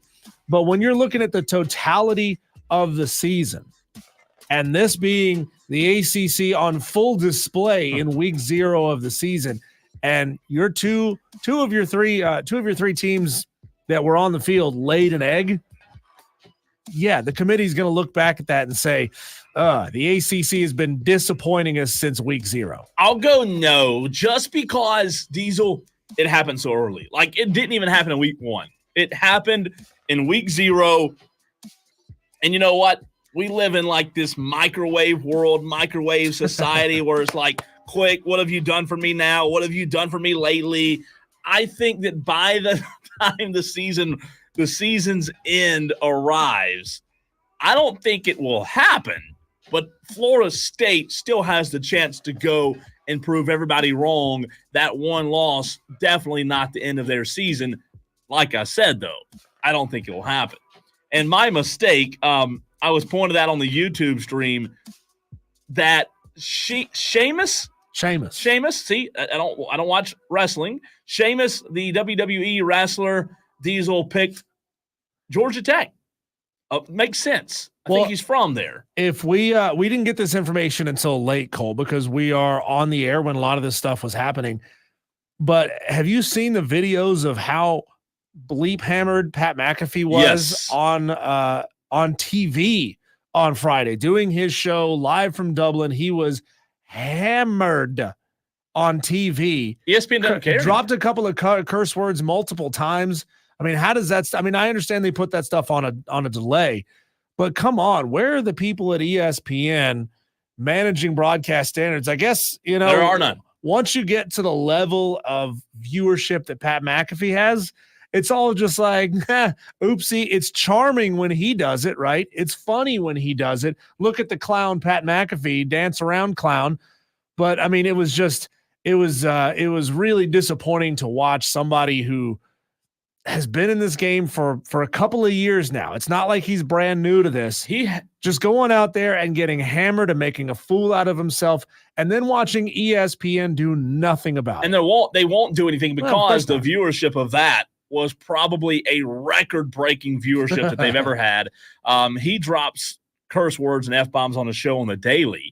They're not filtered out. ESPN doesn't care. The broadcast standards have gone out the window. They'll pay the fines. It's to them. That's They right. probably make more money people talking about it than it costs them in the fines. Well, can you imagine that rating? The ratings for that show on Friday where he was hammered. I mean, I haven't seen them, but they've got to be out the know what. He's cursing. He's chugging beers, trying not to throw up. He's standing up, dancing jigs.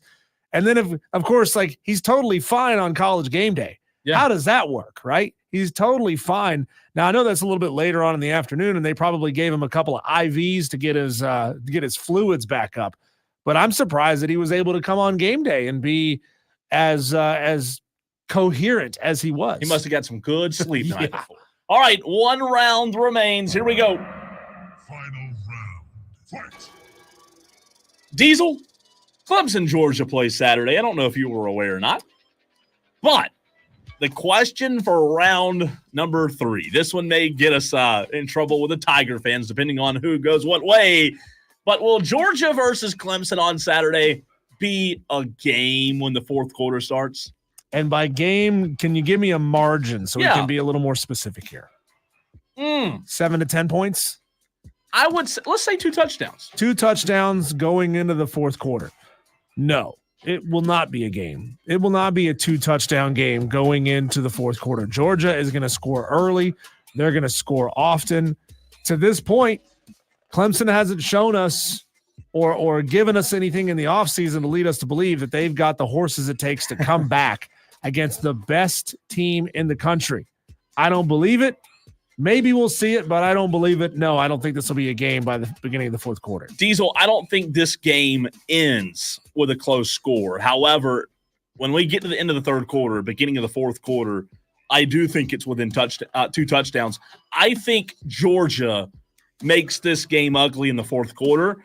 Maybe 2 more touchdowns. Maybe you win by 28 or 21. Cade Klubnik has to press a little bit. Maybe so. Pick six. I'm not saying Georgia wins by 28 points. But I do think when the fourth quarter starts, it'll be a close game. I think it'll be within 2 touchdowns.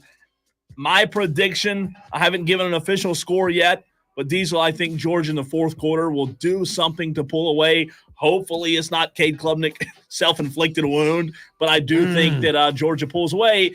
But I'll say it's close when the fourth quarter starts. Well, if Cade runs a sneak up the middle when he's told to, they can keep it close. If Cade says, ooh, I'm going to create and try to bounce it outside, regardless of the play call, that's when mistakes start to happen. He'll let go of the ball. He'll kick it right into the hands of a Georgia player who will pick it up and run it 97 yards for a touchdown. Here we go. This is how you can suggest a fight, and then we'll give a recap. What do you want Diesel and Cole Bryson to fight about next? If you've got an ass, I'll kick it. Submit your topics to Diesel at thefanupstate.com. Subject line, fight on the Fan Upstate. A quick recap for you Tolos to get your text in, to get your votes in. Round 1 was Saturday's game more about Florida State or Georgia Tech. Diesel says it was more about Georgia Tech. I say it was more about Florida State not showing up. Round 2, will the committee hold Florida State and SMU week 0 performances against the ACC by the end of the season?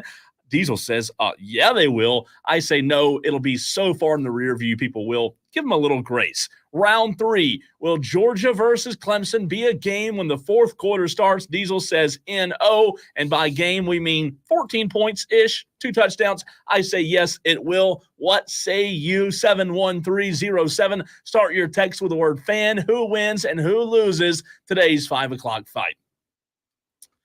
You want to go to the text line first, Diesel, or stream? Yeah, let's go to the text line. Stream always takes a couple more seconds to get the votes coming in, but they usually catch up a little bit late. So let's go to Texter says Diesel is winning 2-0 because even if it's week 0, they all still count just the same, in my opinion. That comes from JD. He says Cole wins round 3 because I'm being nice. 2-1. Diesel, says JD. John Dog says round 1 goes to Diesel, round 2 goes to Diesel, round 3 goes to Diesel. Chugga, chugga, chugga. Toot, toot. I'm winning big, my friend. Oh, come on. Mike Main goes with me for the sweep. Thank you, Mike Main. What is the deal today? What is the deal today? And Mike Main, I did see your text about Seamus picking Georgia Tech. I forgot about Seamus. I don't know if I count Seamus, though. I think he just picked Georgia Tech because, you know, the show was in Ireland. He's from there. He wanted to go against the grain. So he said, yeah, I'll pick Georgia Tech. Another texter says Diesel sweeps. Are you duplicating these texts? I am not. Hands are right here. I see, mean, hands do where you have a copy and paste button over there that I don't know about? Where you can see them right up here. Come on. All right, let's go to the stream. I'm tired of the texters today. No, not a fan. Madcraft says Cole round 1. We knew Georgia Tech was good and underrated. Diesel round 2. Week 0 is still their week. Cole round 3. So I finally get a win from Madcraft. Madcraft, thank you so much for my only win so far. DB, Cole 1, Diesel 2 and 3. Zenny, oh, thank you, Zenny. Cole 1, Diesel 2, Cole 3. Appreciate that, Zenny, on the Facebook. Such a betrayal, Zenny. Zenny, I've known you for a decade, and you stick me in the back like this? Come on.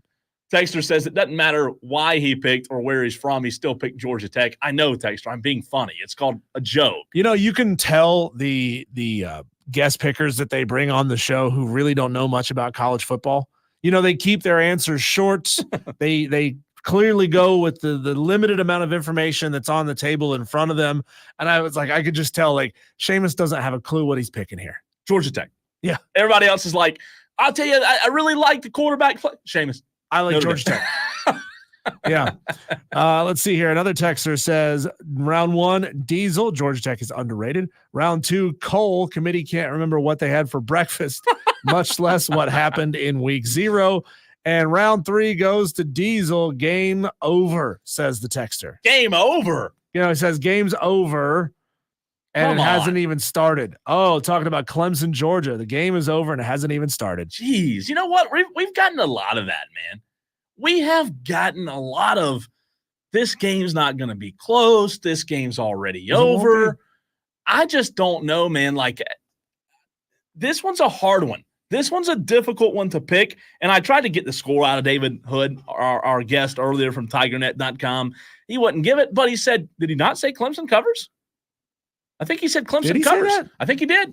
I think David said Clemson covers. 13. What's the current spread? It was 13.5. Still close, I believe. Let's 13 see or if 14. that has changed going into week 1 here.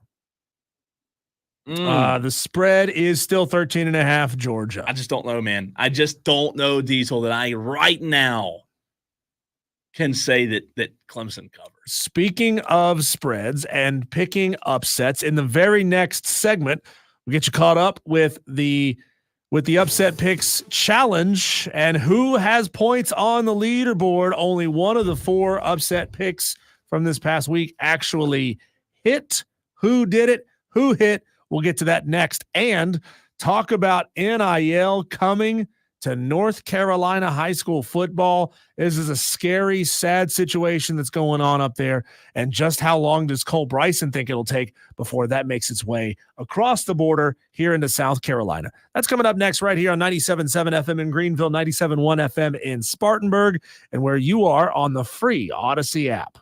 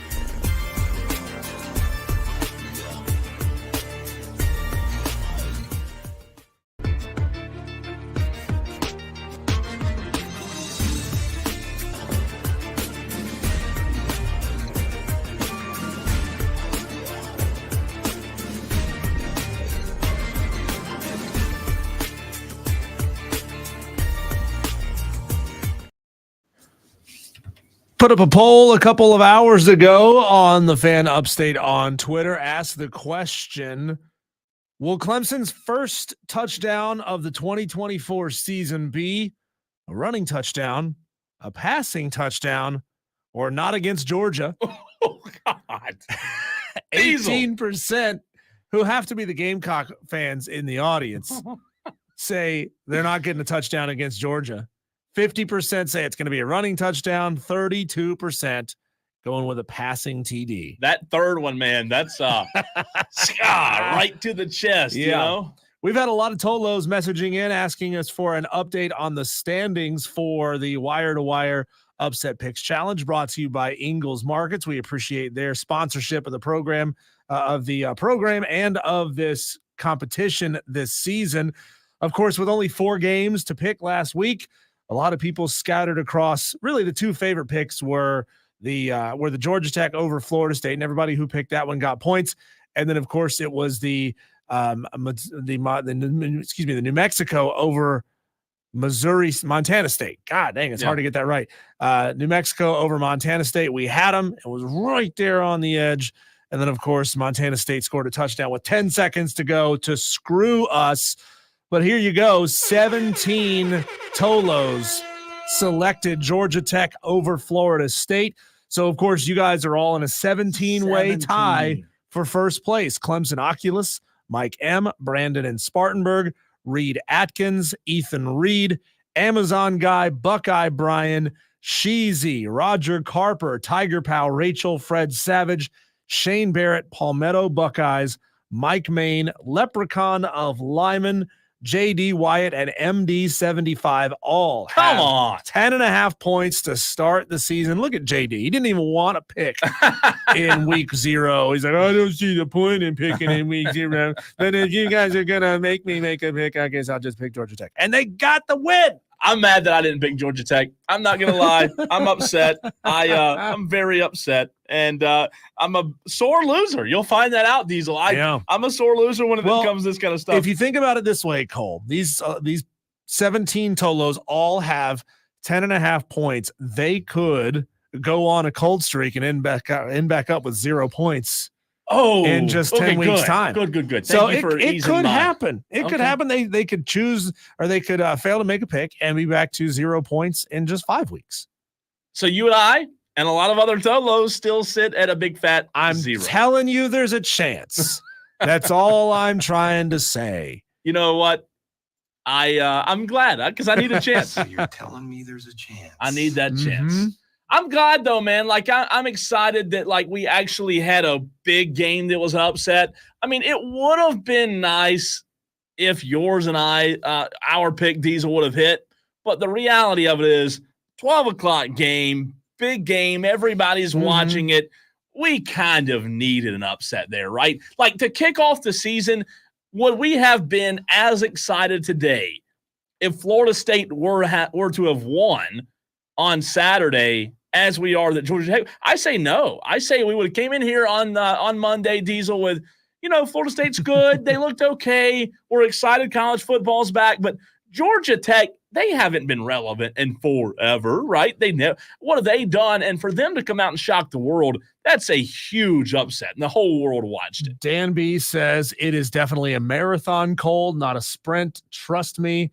That is no BS. Yeah, Dan texted me, I think it was Saturday night, and said, I've been down 25 points in this contest and come back. So really, it's okay. It's okay. It's okay. You can make up the ground. Trust me. Did Dan B have to go through and do all that? I mean, that's impressive. 17 winners. Is that right? That's correct. Dan B, you're the man. That's correct. And remember, Tolos, there's a lot of work that goes into this. Dan and myself, we work hard on trying to make sure that we pick up every single text message that gets sent into us. Occasionally something's going to get missed. If that ever happens, just let us know. Take a screenshot of your text message where you sent us in your pick and make sure we can see the timestamp. Yeah, I think Georgia Tech. We got to be able to see the timestamp, okay? We got to be able to see the date and time. And if we made a mistake, if we missed your pick, we will go back and we will correct that. DB, did you get the tips that I sent you on the upset picks challenge. Let me And know by if you got tips, do you mean the money that you sent in? No, It changes- no. Oh. Not that. Okay. That's for the 5 o'clock fight. So Cole, I teased it in the last segment here on the Fan Upstate that NIL seemingly, potentially is coming to the state of North Carolina, where Faison Brandon, a 5-star quarterback and the number 1 ranked prospect in the class of 2026, is suing the North Carolina State Board of Education over its ban of endorsement deals for student athletes of public high schools. His mother, Rolanda Brandon, is also joining him in the lawsuit. So here we go, Cole. We've got high school juniors suing the North Carolina Board of Education, saying, you can't stop me from making money off of my name, image, and likeness. Half of me reads this article and half of me surprised. The other half of me, Diesel, is not one bit surprised. Well, we've seen the NCAA lose case after case after case after case when it comes to name, image, and likeness.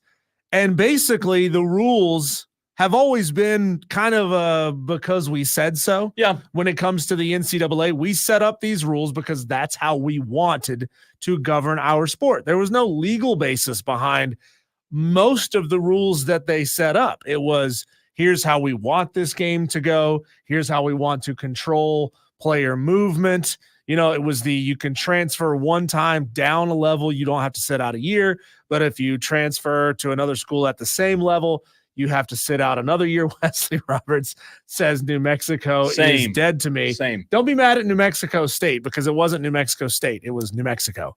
So, yeah, you send your ire to the right school there, Wesley. A little bit of a background, Diesel. The complaint alleges that the State Board of Education exceeded its authority, which I have trouble buying that. Under state law to regulate the use of NIL, right? So ultimately on June 6th, the Board of Education in North Carolina voted to prohibit all public school student athletes from signing deals for the use of NIL in exchange for compensation.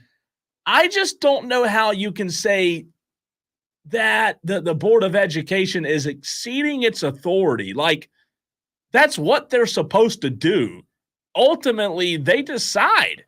What, right? Well, yes and no. I mean, but the question is, why was this the decision for the North Carolina Board of Education? Was it we don't want them to, or we have a legal reason why they can't? See, that's the big crux of the issue, and that's why all of the NCAA's bylaws have been struck down one after the other, as far as being sued and losing these things. So I have yet to see anything, Cole, and perhaps it's out there, but we haven't talked to anybody from the North Carolina Board of Education to give us a legal reason why they shouldn't be able to, or why they can't receive compensation for their NIL. And all of this stems from Faison Brandon, who is, again, a junior, number 1 recruit in the 2026 class, quarterback position. By the way, he signed a deal with Tennessee, not a deal, but he signed with Tennessee. So he is currently committed to Tennessee. But a lot of this comes from a deal that he signed with a company called NIL Sponsor One. They're a national prominent trading card company, and they presented with him an opportunity to provide a certain volume of signed memorabilia prior to his high school graduation. In exchange, he was going to receive a substantial sum of money. We don't know how much money that is, with payments structured over time. The agreement would provide Brandon and his family with financial security for years to come. And that is what the family is suing the North Carolina Board of Education over, saying, you have taken away our ability to put food on our table by not allowing Faison to sign autographs. It's such a touchy subject, a touchy issue, if you will. Back in May of 2023, Diesel, and I'll tell you this, and then I'll give you my opinion. The North Carolina High School Athletic Association passed guidelines that would have allowed student athletes to begin marketing their name, image, and likeness in July. The NCHSAA lost the ability to enact those changes after Senate Bill 452 stripped the Athletic Association of its many powers and instead gave the responsibility of creating NIL guidelines to the Board of Elections. So there was a little bit of a power shift, responsibility there. Politicians versus Board of Education. That's right. That's right. Now, my opinion. Why in the hell should the Board of Elections I don't know. have any precedent over high school athletics? This is this is one of those things where you have to see both sides. I completely understand wanting to make money. I don't fault that at all. I'll tell you this though. NIL at the high school level, I don't like it. It feels icky. I don't like it. Feels wrong. Is it going to happen? It's going to happen. He's probably 16 years old, would be my guess, and he is entering into an agreement to provide a whole bunch of autographed headshots, autographed footballs, jerseys potentially. I mean, think about this. What if you're a Tennessee fan and you pay for an autographed jersey from Brandon Faison because you're that guy who will just buy anything from any high-ranked recruit that comes to that signs with your school, and then he ultimately flips his commitment and chooses to go to Alabama or chooses to go somewhere else. Now what you've paid for is worthless. My worry is when you bring NIL to high schools, Diesel, you're already here in South Carolina, you're already seeing the transfer portal at the high school level become the Wild Wild West, right? Students aren't living at the addresses they've submitted. Players have transferred all over the upstate. They're living with a friend who has a legal address. They're living in a similar apartment.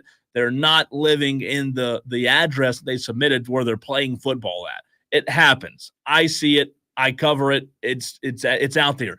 My worry with NIL, Diesel, is that when NIL does come to the high school level, there's going to be no way to keep up with the legality of players living where they're supposed to live. That might as well be thrown out the window because when money comes into the factor, what's going to stop somebody who has a lot of money, let's say in Greenville County, right, whose dad's a lawyer, one of the biggest practices in the upstate? Well, they help this business get these players here. I know it's going to happen, but it is just a lot of people in the upstate love high school football because it's pure, right? That's going to be thrown out the window as well. Yeah, I do wonder how long it's going to take before a similar legal action like this is pursued in the state of South Carolina. And that's where I wanted your unique perspective on this. You know, we'll just have to wait and see what happens with Faison Brandon's lawsuit against the North Carolina Board of Education. I would be shocked if he wins this case, if something is not filed almost immediately in the state of South Carolina. Now, that's not necessarily, legal precedent. What happens in North Carolina doesn't really matter. Doesn't really affect what happens. But of course, if lawyers in the state of South Carolina want to form a class action lawsuit on behalf of the top 15 or 20 prospects in the state of South Carolina, saying, how dare the state of South Carolina stop you from making money off of your name, image, and likeness? Why wouldn't he? I mean, this has Saul Goodman written all over it from Better Call Saul and from Breaking Bad. So it's going to be really interesting to see how this goes. Now, in the particular situation of Faison Brandon, he may not actually be able to see any money from this at all, because remember, he is a rising junior. The North Carolina Board of Education here says that if they even take action to change the rule, it's going to take a year. That's the bylaws of the North Carolina High School Athletic Association. It takes a year to change the rules. So by the time he's even eligible to make money off of his name, image, and likeness, he's on his way out the door to Tennessee, because he is expected to graduate early and end up on campus in Knoxville early. Texter from the 443 says, imagine the money Zion could have made with NIL. Another texter from the 803 asks, a contract with a minor is enforceable? Well, that's where this whole conversation goes. His mother is that's suing right. also. And that's where it would have to be, is in the name and in the hands of the mother because at the high school level, there's just no way you can put it in the child's name. And to the texter's point about Zion, 110%. Imagine the money Zion could have made with NIL. You're absolutely correct, texter, because Zion in the upstate, when he played at Spartanburg Day School, it was unbelievable. It was a spectacle. It was a spectacle to witness if you got to go inside of a game, because not everybody even got to go. The tickets were sold out days in advance. And he's right. As big as Zion was in the upstate, boy, could that have changed things. Man, I'm just imagining what it's going to be like when you start seeing high school quarterbacks rolling up onto campus in a Ferrari or a Lamborghini or some, a Dodge Hellcat Demon or something like that. We're going to start to see it. When I was in high school, Cole, it was only the rich kids who rolled up in the nice cars. Now it's going to be the quarterback rolling up in a really nice car. And if you're asking yourself, or if you're arguing, well, good for North Carolina standing on principle and not letting this happen. Well, as a matter of fact, 38 states and the District of Columbia already allow NIL activities to minors in high school. Oh, I mean, it's dirty. It's getting dirtier. I mean, where are the people who were arguing for NIL when this thing first started to break? What was that, 2-3 years ago, when it really started to blow up, saying this is going to be a great thing? I'm excited for this. Are those people still saying it's a great thing? That's what I want. 432 says full scholarship. I was a freshman at 17 years old. I couldn't imagine having that kind of money in college, let alone high school. NIL is ruining football. It's not what it's meant to be. However, the toothpaste isn't of the tube. Texter from the 803 says it's one more step towards the destruction of athletics as we know it. It all because of money. Again, everyone will have their opinion. There will be some that say the high schoolers absolutely should be allowed. And I do understand both sides. I don't like telling anyone they can't go earn their money. However, I'll just tell you this. Like I said a moment ago, I don't like it. I'm not a fan. It's not what high school football is meant to be. And to Diesel's point, it's coming. It is going to continue to be prevalent. And it's just a matter of time until it happens in South Carolina. It really is. It's coming fast, my friend. It sure is. Daily Wires headlines will also let you know on the Upset Picks Challenge. For those that don't know, that just tuned in, we'll let you know what day this week you can enter for this weekend's Upset Picks Challenge. All that and more coming up next on the Fan Upstate.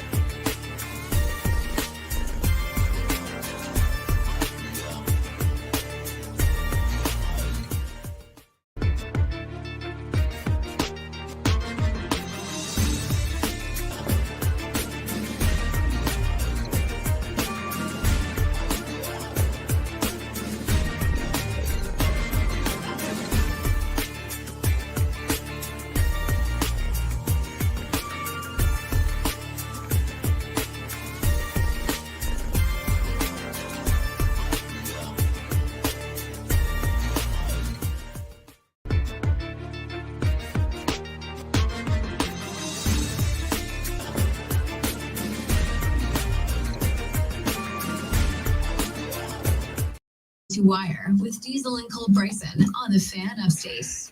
Getting you caught up on what's going on in the sports world each and every day. A lot to get to in the Daily Wires. We appreciate you being a part of the show. If you ever have something that breaks and you want us to know about it, let us know. We'll add it to the Daily Wires.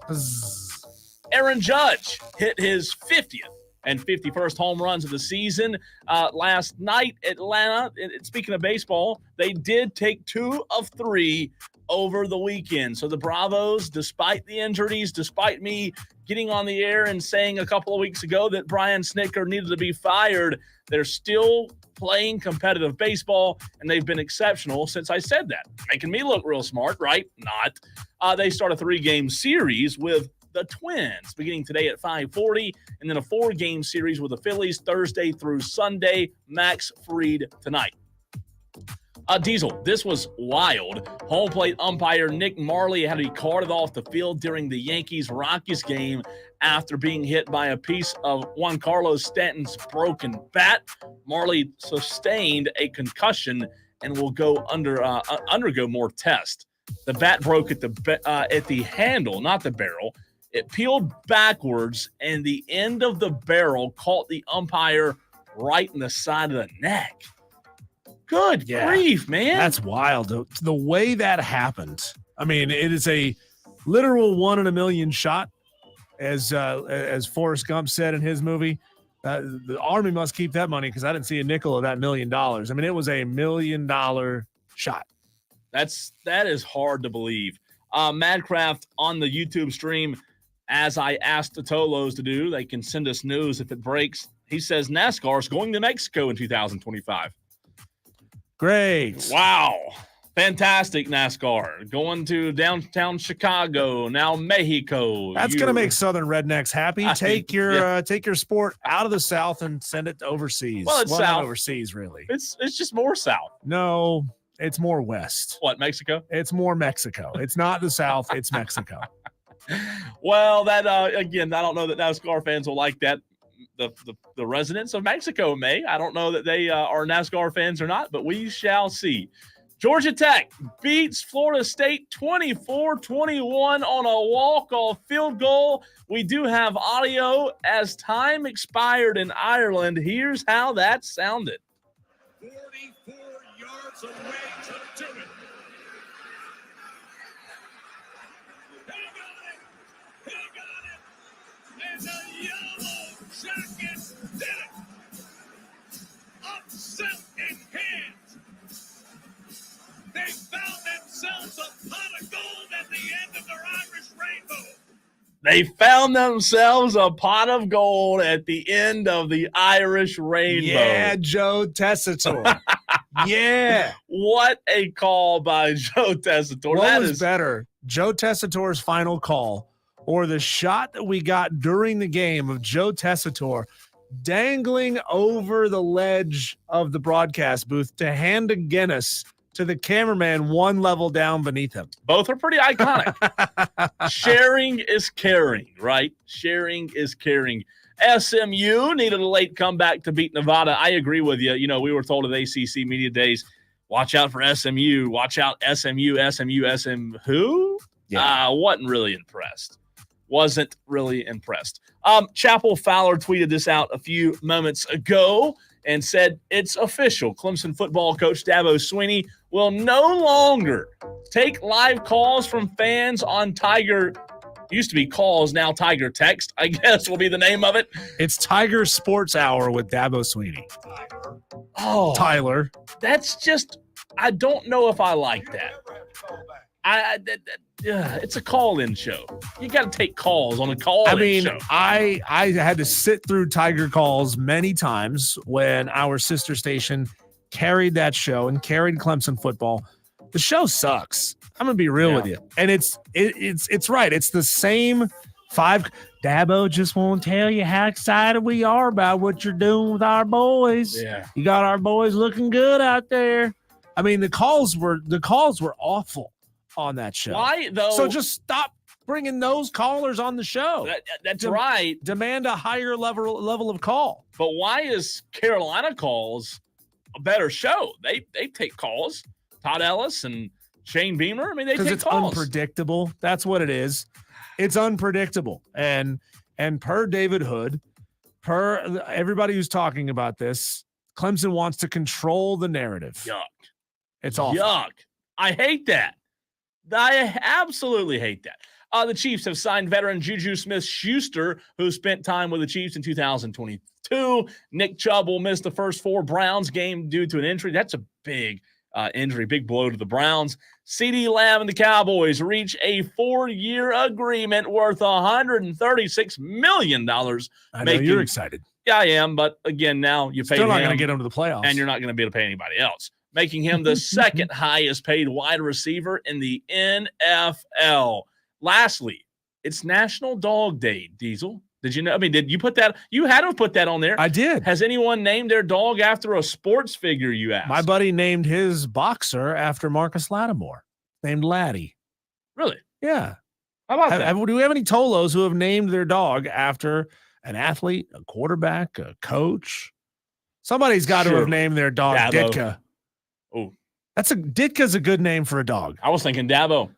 And Cole, there's one more. This is a really sad one. An Alabama high school quarterback, Caden Tellier, died from a head injury that he suffered in his team, Morgan Academy's Week 0 game. And I also do want to send thoughts and prayers and condolences to a family in the upstate who was also a death, a baseball player at Boiling Springs High School over the weekend in a ATV accident. Just tragic, terrible, terrible news. So I do want to say that I have been thinking about it, but obviously thinking about it doesn't make the situation better. That's a tough situation. So. When we come back, we'll replay our conversation from earlier in the show with David Hood of TigerNet, getting you excited, hopefully, maybe kind of assuaging some of your fears, you Clemson fans, as you're heading into the Week 1 matchup, Saturday, noon kickoff against Georgia. You're going to hear that next.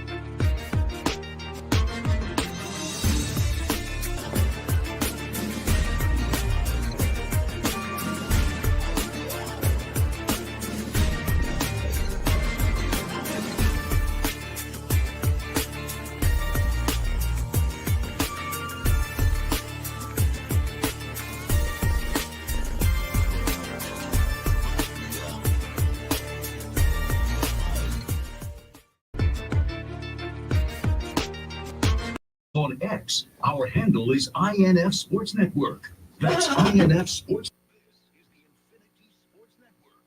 Follow us on X. Our handle is INF Sports Network. That's INF Sports Network on X.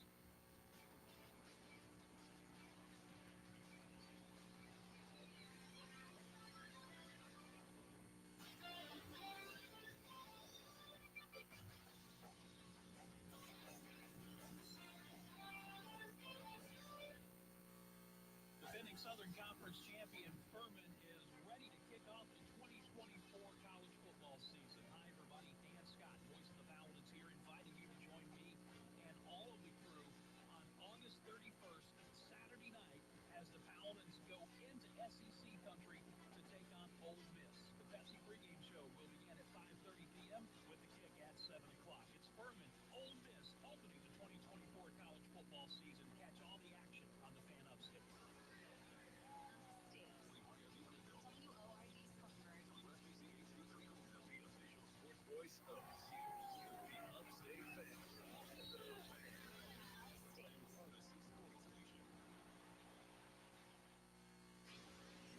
Let's go.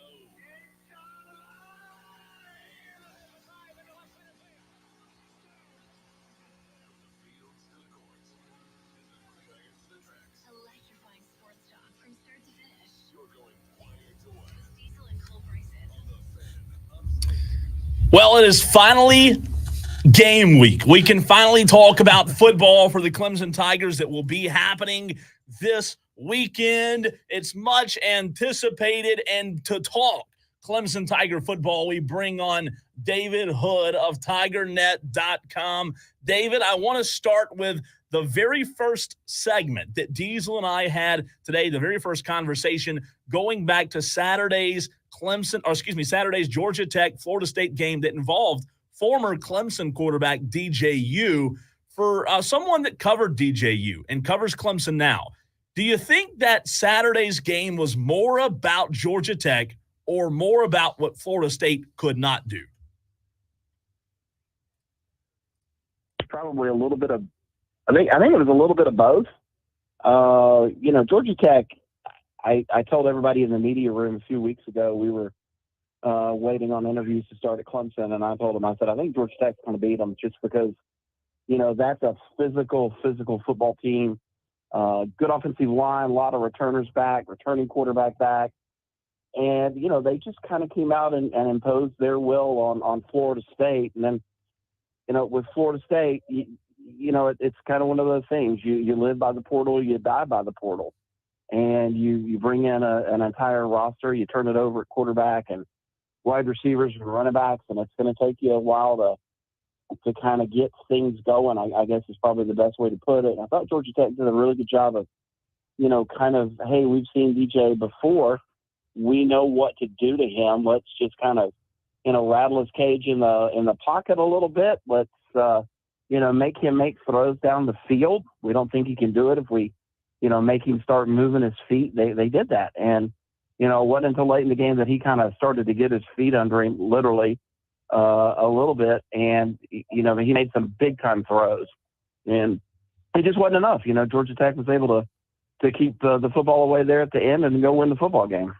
David Hood of TigerNet.com joins us here on the Fan Upstate. Look him up on Twitter at @MDavidHood. David, what do you make of this announcement that's come down over the past couple of hours that Tiger Calls will not be taking calls anymore? Responses and questions can only come down in text message form to Dabo Sweeney. I guess they're trying to eliminate the Tylers of Spartanburg from being able to reach out to the show. What do you make of it? In what ways do you think this could be a good thing for that show? In what ways do you think, oh man, it's kind of the end of an era? Well, so first of all, I think everybody's probably going to say or assume, hey, this is all about what happened last year with Tyler with Spartanburg. He called in, got under coach's skin. Dabo had his rant and all that. But this has been something that, in talking to people in the athletic department, that they've actually been thinking about for a couple of years, just because, and I don't know the callers' names, but, apparently people that listen to the show a lot, it was the same callers every week. And it was the same, Oh my God, coach, you're great. Love my Tigers. Go Tigers, go. And it was, maybe the format was getting a little stale. And so they have been wanting to change things up. Now, maybe Tyler from Spartanburg was kind of what put them over the edge. But, they've tried to do it live. They've tried to do it with a little bit of a delay. And I think that for them, this is kind of just what's going to work the best. So basically, they want more Dabo, less everyone else, is what it sounds like to me. Yeah, more Dabo, less everyone else. And then, we've kind of seen it a little bit with Dabo last year. In the past, we've gotten way back a long time ago. There was a time when we had the Monday and Tuesday interviews, and we got every, position coach if we wanted them. And then it was like, you're not going to get that anymore. Now you're just going to get coordinators during the week. And then last year, the coordinators were kind of taken away from us, except for, 3 or 4 times during the season in big games. So it's like, they keep squeezing it a little bit. And, something that came out of Clemson today, we want to control the message. And I think that that's just all part of it. I think it's, they want to control what gets out. David, I want to know, as many times as you probably heard the Georgia fight song over the past week or so, are you hearing it in your dreams now? Are you hearing it in your sleep? I don't know if there's lyrics to the fight song version that they've been playing inside of that Clemson Athletic building there, but are you hearing it even when it's not playing now? No. Actually, what's kind of going through my head is the Tomahawk, war chant, still from Saturday. Florida State's going to play that 85 times a game, and it's still kind of going through. But I've heard, glory from Georgia quite a bit, and probably going to hear that a lot Saturday. And I'm telling you what, we can't wait. It's game week, and when you talk about Georgia, they're going to be in their silver breeches and red jerseys, and the typical red helmet, and Clemson's going to be in the business whites, and you get down there, and it's been a while. Since you feel like Clemson has played in a big game. And while this is just the first game of the season, it feels like a big game.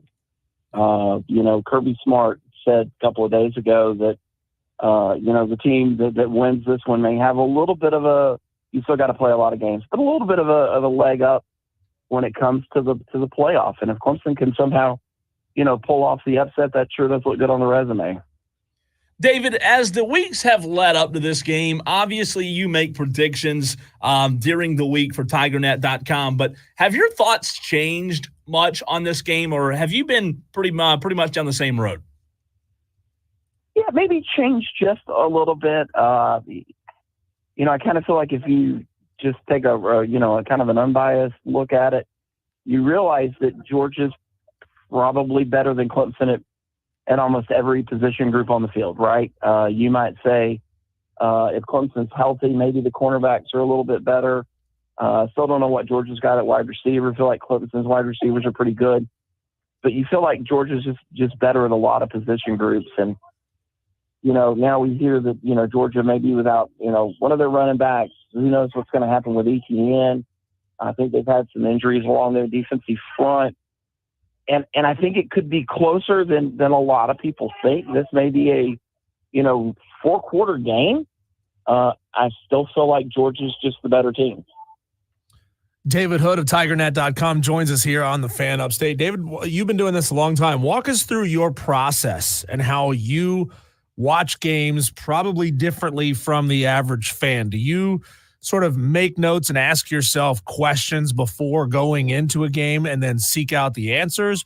Or do you just watch it in its totality, sort of soak it all in, and then have observations just crop up in your head? No, I've actually, when I have had, some free time now that the kids are back in school, gone back and watched Carson Beck and Georgia from last year just to try and get an idea for what they do. And, and I'll say this too, you talk about if things change. You look at how much last year Ladd, McConkey, and Bowers were, safety valves, how they've been safety valves for that Georgia offense for really a couple of years now, so they have question marks. Who's going to be that safety valve for them? but yeah, you go back in, you take a look at the games. I've watched some of Clemson games. They've been coming back on ESPN. I've gone to YouTube and as part of a Heisman voter too, I try to educate myself on, who all the top players are, who am I going to be looking at, and took a look at every game this past weekend. David, we've talked about it several times leading up, and when you go into a game like Clemson's going into with Georgia, Dabo said it, Cade's going to have to play really well. Do you look at it from a standpoint of Cade's stat line Saturday will need to be this, and this, or if not, you think he just has to have a serviceable game? Yeah, and I don't think it necessarily maybe is Cade's stat line as it is Clemson's offensive stat line. I kind of feel like that if Clemson is going to win, they're not going to win it without having some kind of success running the football. And to me, if they can pull off a 240, 120, 240 through the air, 120 on the ground, I don't know that they can do that against Georgia. Then I think they've got a really good shot. And then, for Cade, it's all going to come down to those disaster plays. Can he avoid the big turnover that's returned for a touchdown? Can Clemson avoid the turnover that's on the goal line? And that may be the biggest stat of all. If Clemson exits the football game and there's a 0 in that turnover column, again, got a great shot.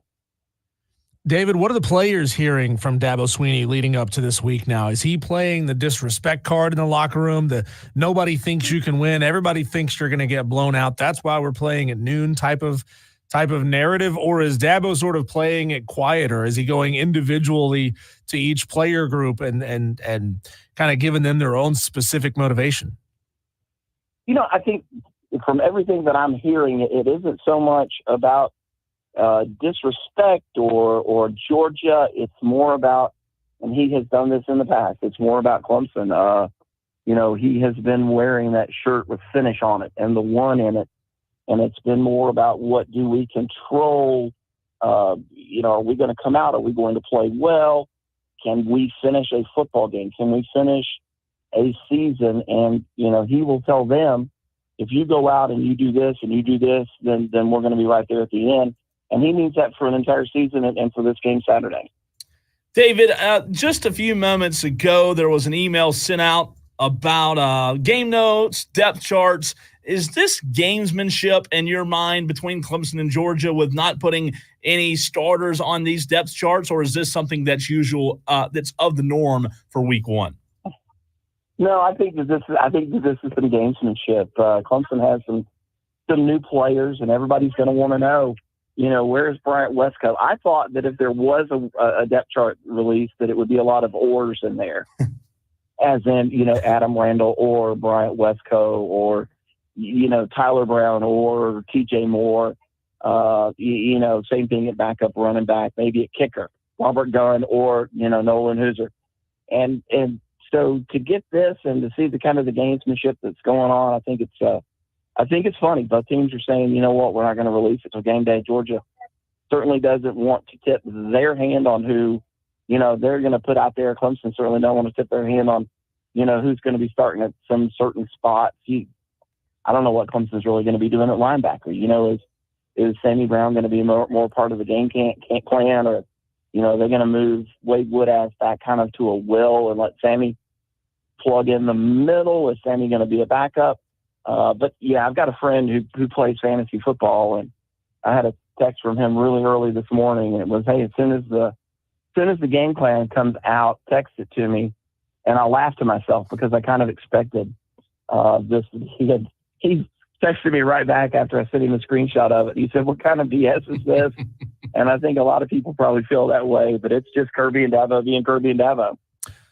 David, this may be a difficult question to answer. It's probably easier once you get 2 or 3 weeks into a season to get a good sense of it. But Kirby Smart is famous for asking, how are we going to respond if things aren't going our way? Let's flip that around to Clemson. What you know about this team, spending the time that you've spent around them, what do you think Clemson's ability to respond is going to be if things start getting maybe a little out of reach early? If Georgia puts up 14 points early and it seems like, okay, this one is starting to not be a tight football game anymore. What do you think of this team's ability to make that difference up if they get behind? We were kind of finishing up interviews the other day, and I would tell you that's really the question. We don't know. I don't know how this team's going to respond. But one of the players was kind of coming through, and he turned around and he said, hey, I'm just going to tell you this. This team really likes each other. We've come together. Guys are hanging out more together.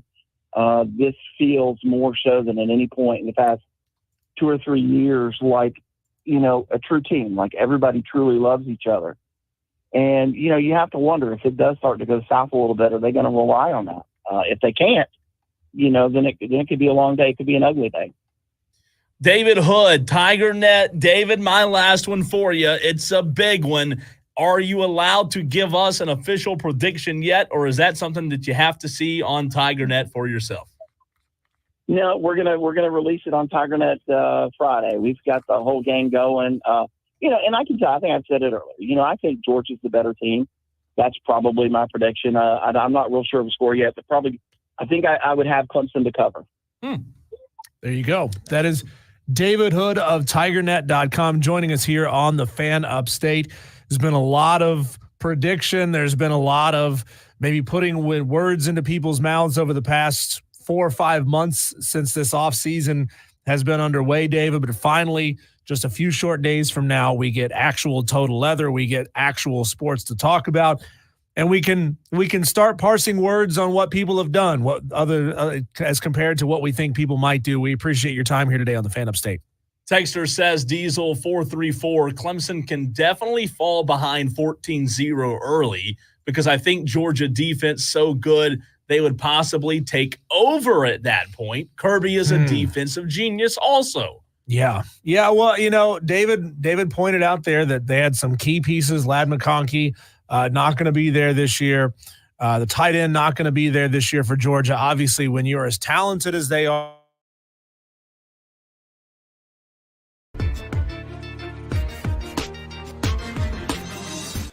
and back national championship conference.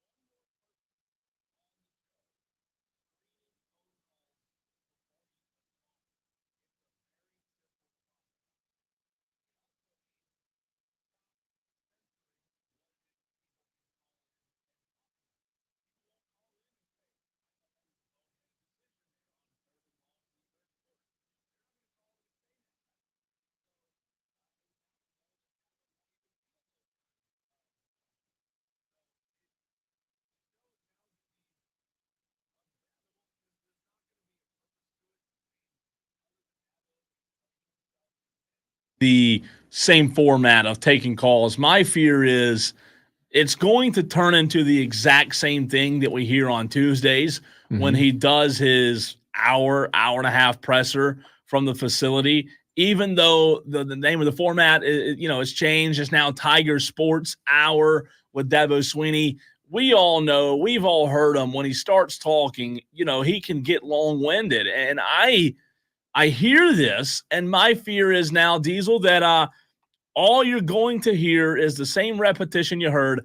I'm not saying you just let anyone on there, and I'm not saying you just let it be a free-for-all. However, at the same time, I do believe coaches should have to face some sort of, I don't want to say accountability because it's not the fans' job. Yeah, well, scrutiny isn't a good word for it. I mean, I just think that they should allow that to happen because at the end of the day, they do mess up. They do make mistakes. And it would be nice to hear Clemson fans, and they're not going to do it because a lot of Clemson fans don't like criticism. It would be nice to hear Dabo criticize and take that criticism. So here's what we need to do, Cole. You and I, as well as our other Tolos who are listening to the show, we need you all to start texting in like crazy to that show. No, don't be a jerk about it, right? Don't be a jerk. Don't give the Tolos a bad name, but it is your job to be a critical fan, right? It is your job to push back against some of the decisions that these coaches make. You're entitled to have an opinion. Sure. It's not necessarily that Dabo is going to answer every single one of those questions or respond to every single one of those concerns. Because, well, it seems like he doesn't necessarily want the criticism. I can hear Don Munson now saying, what is a Tolo? Yeah. Why is Tolo Steve, Tolo John, Tolo Mike, Tolo Nick? Why have all these Tolos started texting into the show? Who are Tolos? What is this Tolo thing? And if you have legitimate concerns, this is what's really interesting, Cole. If you have legitimate concerns, a legitimate gripe about what happened on a certain play, and you present the information in a respectful way, if your messages will be answered, if your questions will be answered, or if they're going to be ignored. And if they're ignored, let's just say, for example, Dabo makes a bad play call on a certain play and cost them the drive or cost them points or whatever. And you message that into the show and you say, hey, Dabo, can you walk me through where your mind was at on this particular play call? What went wrong? Why didn't it advance for yards? What did Georgia do that beat you on this play?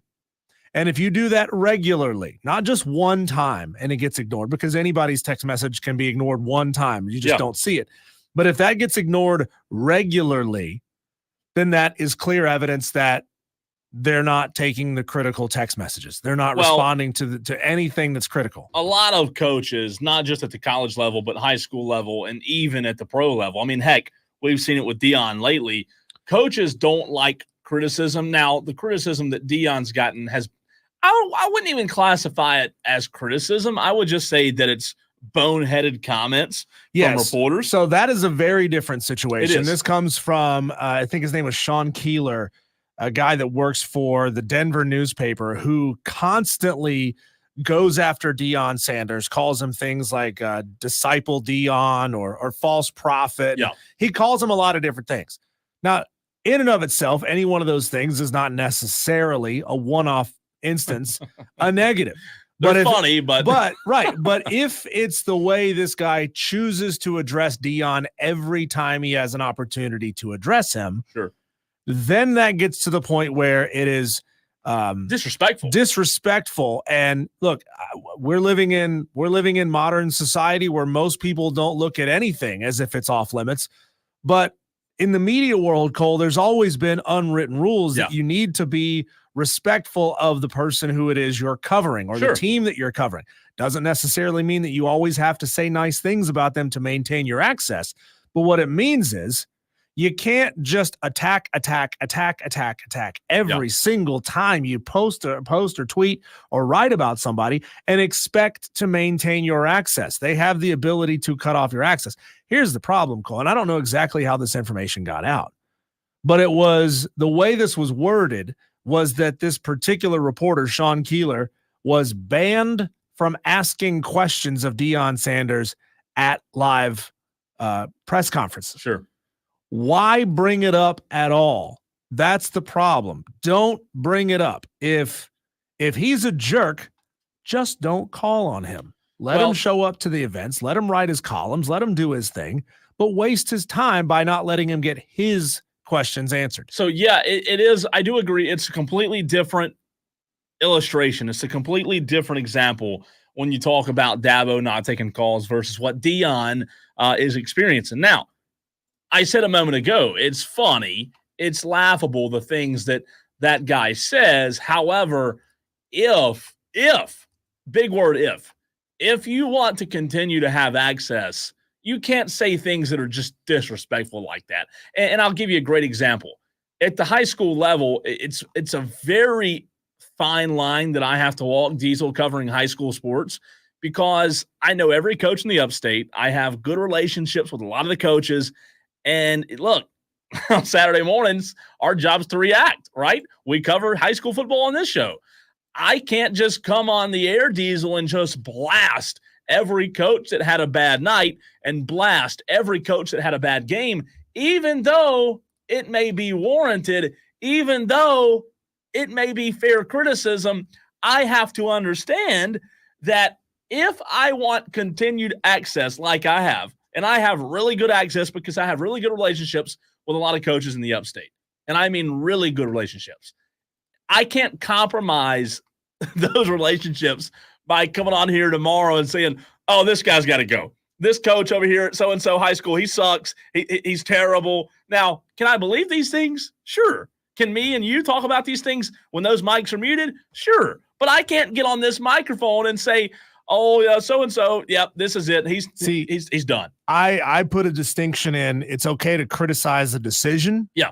It's usually not smart. It's not wise to criticize the man who makes the decision. So if you say, here we are in 3rd and 1 or 4th and 1, under 2 minutes to play, and the situation that happened as you're doing play-by-play of Burns last week, people texted into the show and asked, why did Burns go for it on 4th down there instead of trying to kick? What's a long field goal? A 35, 36-yard field goal in high school is a long kick. Why did you make the decision? I don't understand, especially if there's numbers to back it up. Whoever Burns's kicker is, if he was a solid kicker last year, why would you make that decision? What was going on in practice this week? What was going on in pregame warmups? Was he not hitting those kicks? Can you give us some insight as to why you made the decision that you made, rather than this coach is an idiot and he should be fired because he cost us the game. Right. You stupid ass. Why would you do that? Yeah. And cost us the game. And that's the point, right? Like, you have to be mindful. And look, not to go back and criticize people in the past. That's not what I'm trying to do here. But you do have to keep in mind that the access you have, you either care about the access or you don't. I've always enjoyed the access, right? I've always enjoyed having good relationships with those that we work with. And the moment you do something or say something that crosses the line, bam, there's your access gone. Yeah. And I don't want to do that. Like, I understand you have opinions. I understand all that. But at the same time, like, our job is easy when we have access. Yeah, and we've had people on this station before take the tact of, I'm not being given access that a media member like me should have. Sure. So instead of trying to make it right and explain yourself, it's, well, those idiots won't give me access. They suck. They're childish for not giving me access. That's that old saying, you catch more flies with honey, right? Sure. So you certainly do have to be mindful, especially of the individual that you're talking to or talking about, the principal of the high school, the athletic director of the high school, the head coach, etc. How sensitive are they to Right. that kind of criticism? And then you got to learn, how do I dance around that? And really, how can I justify my criticism even when I feel like it's warranted? Even if I want to go nuclear on the guy, I got to go more like a pop gun. Yeah. Because, that way I can still make it clear that I question the decision that they made without saying, this guy's an idiot. He sucks. He should be fired. Oh, and by the way, that coach over there, so-and-so, he sucks. He should be fired. That's that's a perfect example. I can't say that. You're right. That is what I cannot say. And that's what, to the guy at Colorado, I do agree with you, Diesel. I think something should have happened. I hear you when you say just let him be there and don't answer. You don't ask, don't allow him to ask questions. But at the same time, if you're gonna play stupid games, you get stupid prizes. And there's your stupid prize. No more press conferences for you, right? Yeah, but we're also in the social media clout world where now that becomes a check mark in his column, at least is what he believes. People love to show off who has blocked them on social media. Oh, they do. And to them, it's proof that I won over that person because I got them so mad at me that they blocked me. Yeah. Now I've won over that person. Correct. So this Sean Keeler, I'm sure that's the tact he's taken over the past couple of days since this information has dropped. But then again, he's losing access to Colorado football. Indeed, he is. Indeed, he is. Madcraft says, so it's a business decision. It's a business decision when it comes to deciding what tack to take when you're talking to coaches. Hey, some of our college programs around here can take it. Some of our college programs are a little more sensitive. When we come back, Cole, we talked about this on Friday of last week. There was a unique punishment in a fantasy football league. And I want to get suggestions from you and from the Tolos who are playing in the wire-to-wire fantasy league on what should the punishment be for the two players that come in last place in the two different Fan Upstate leagues. That's next.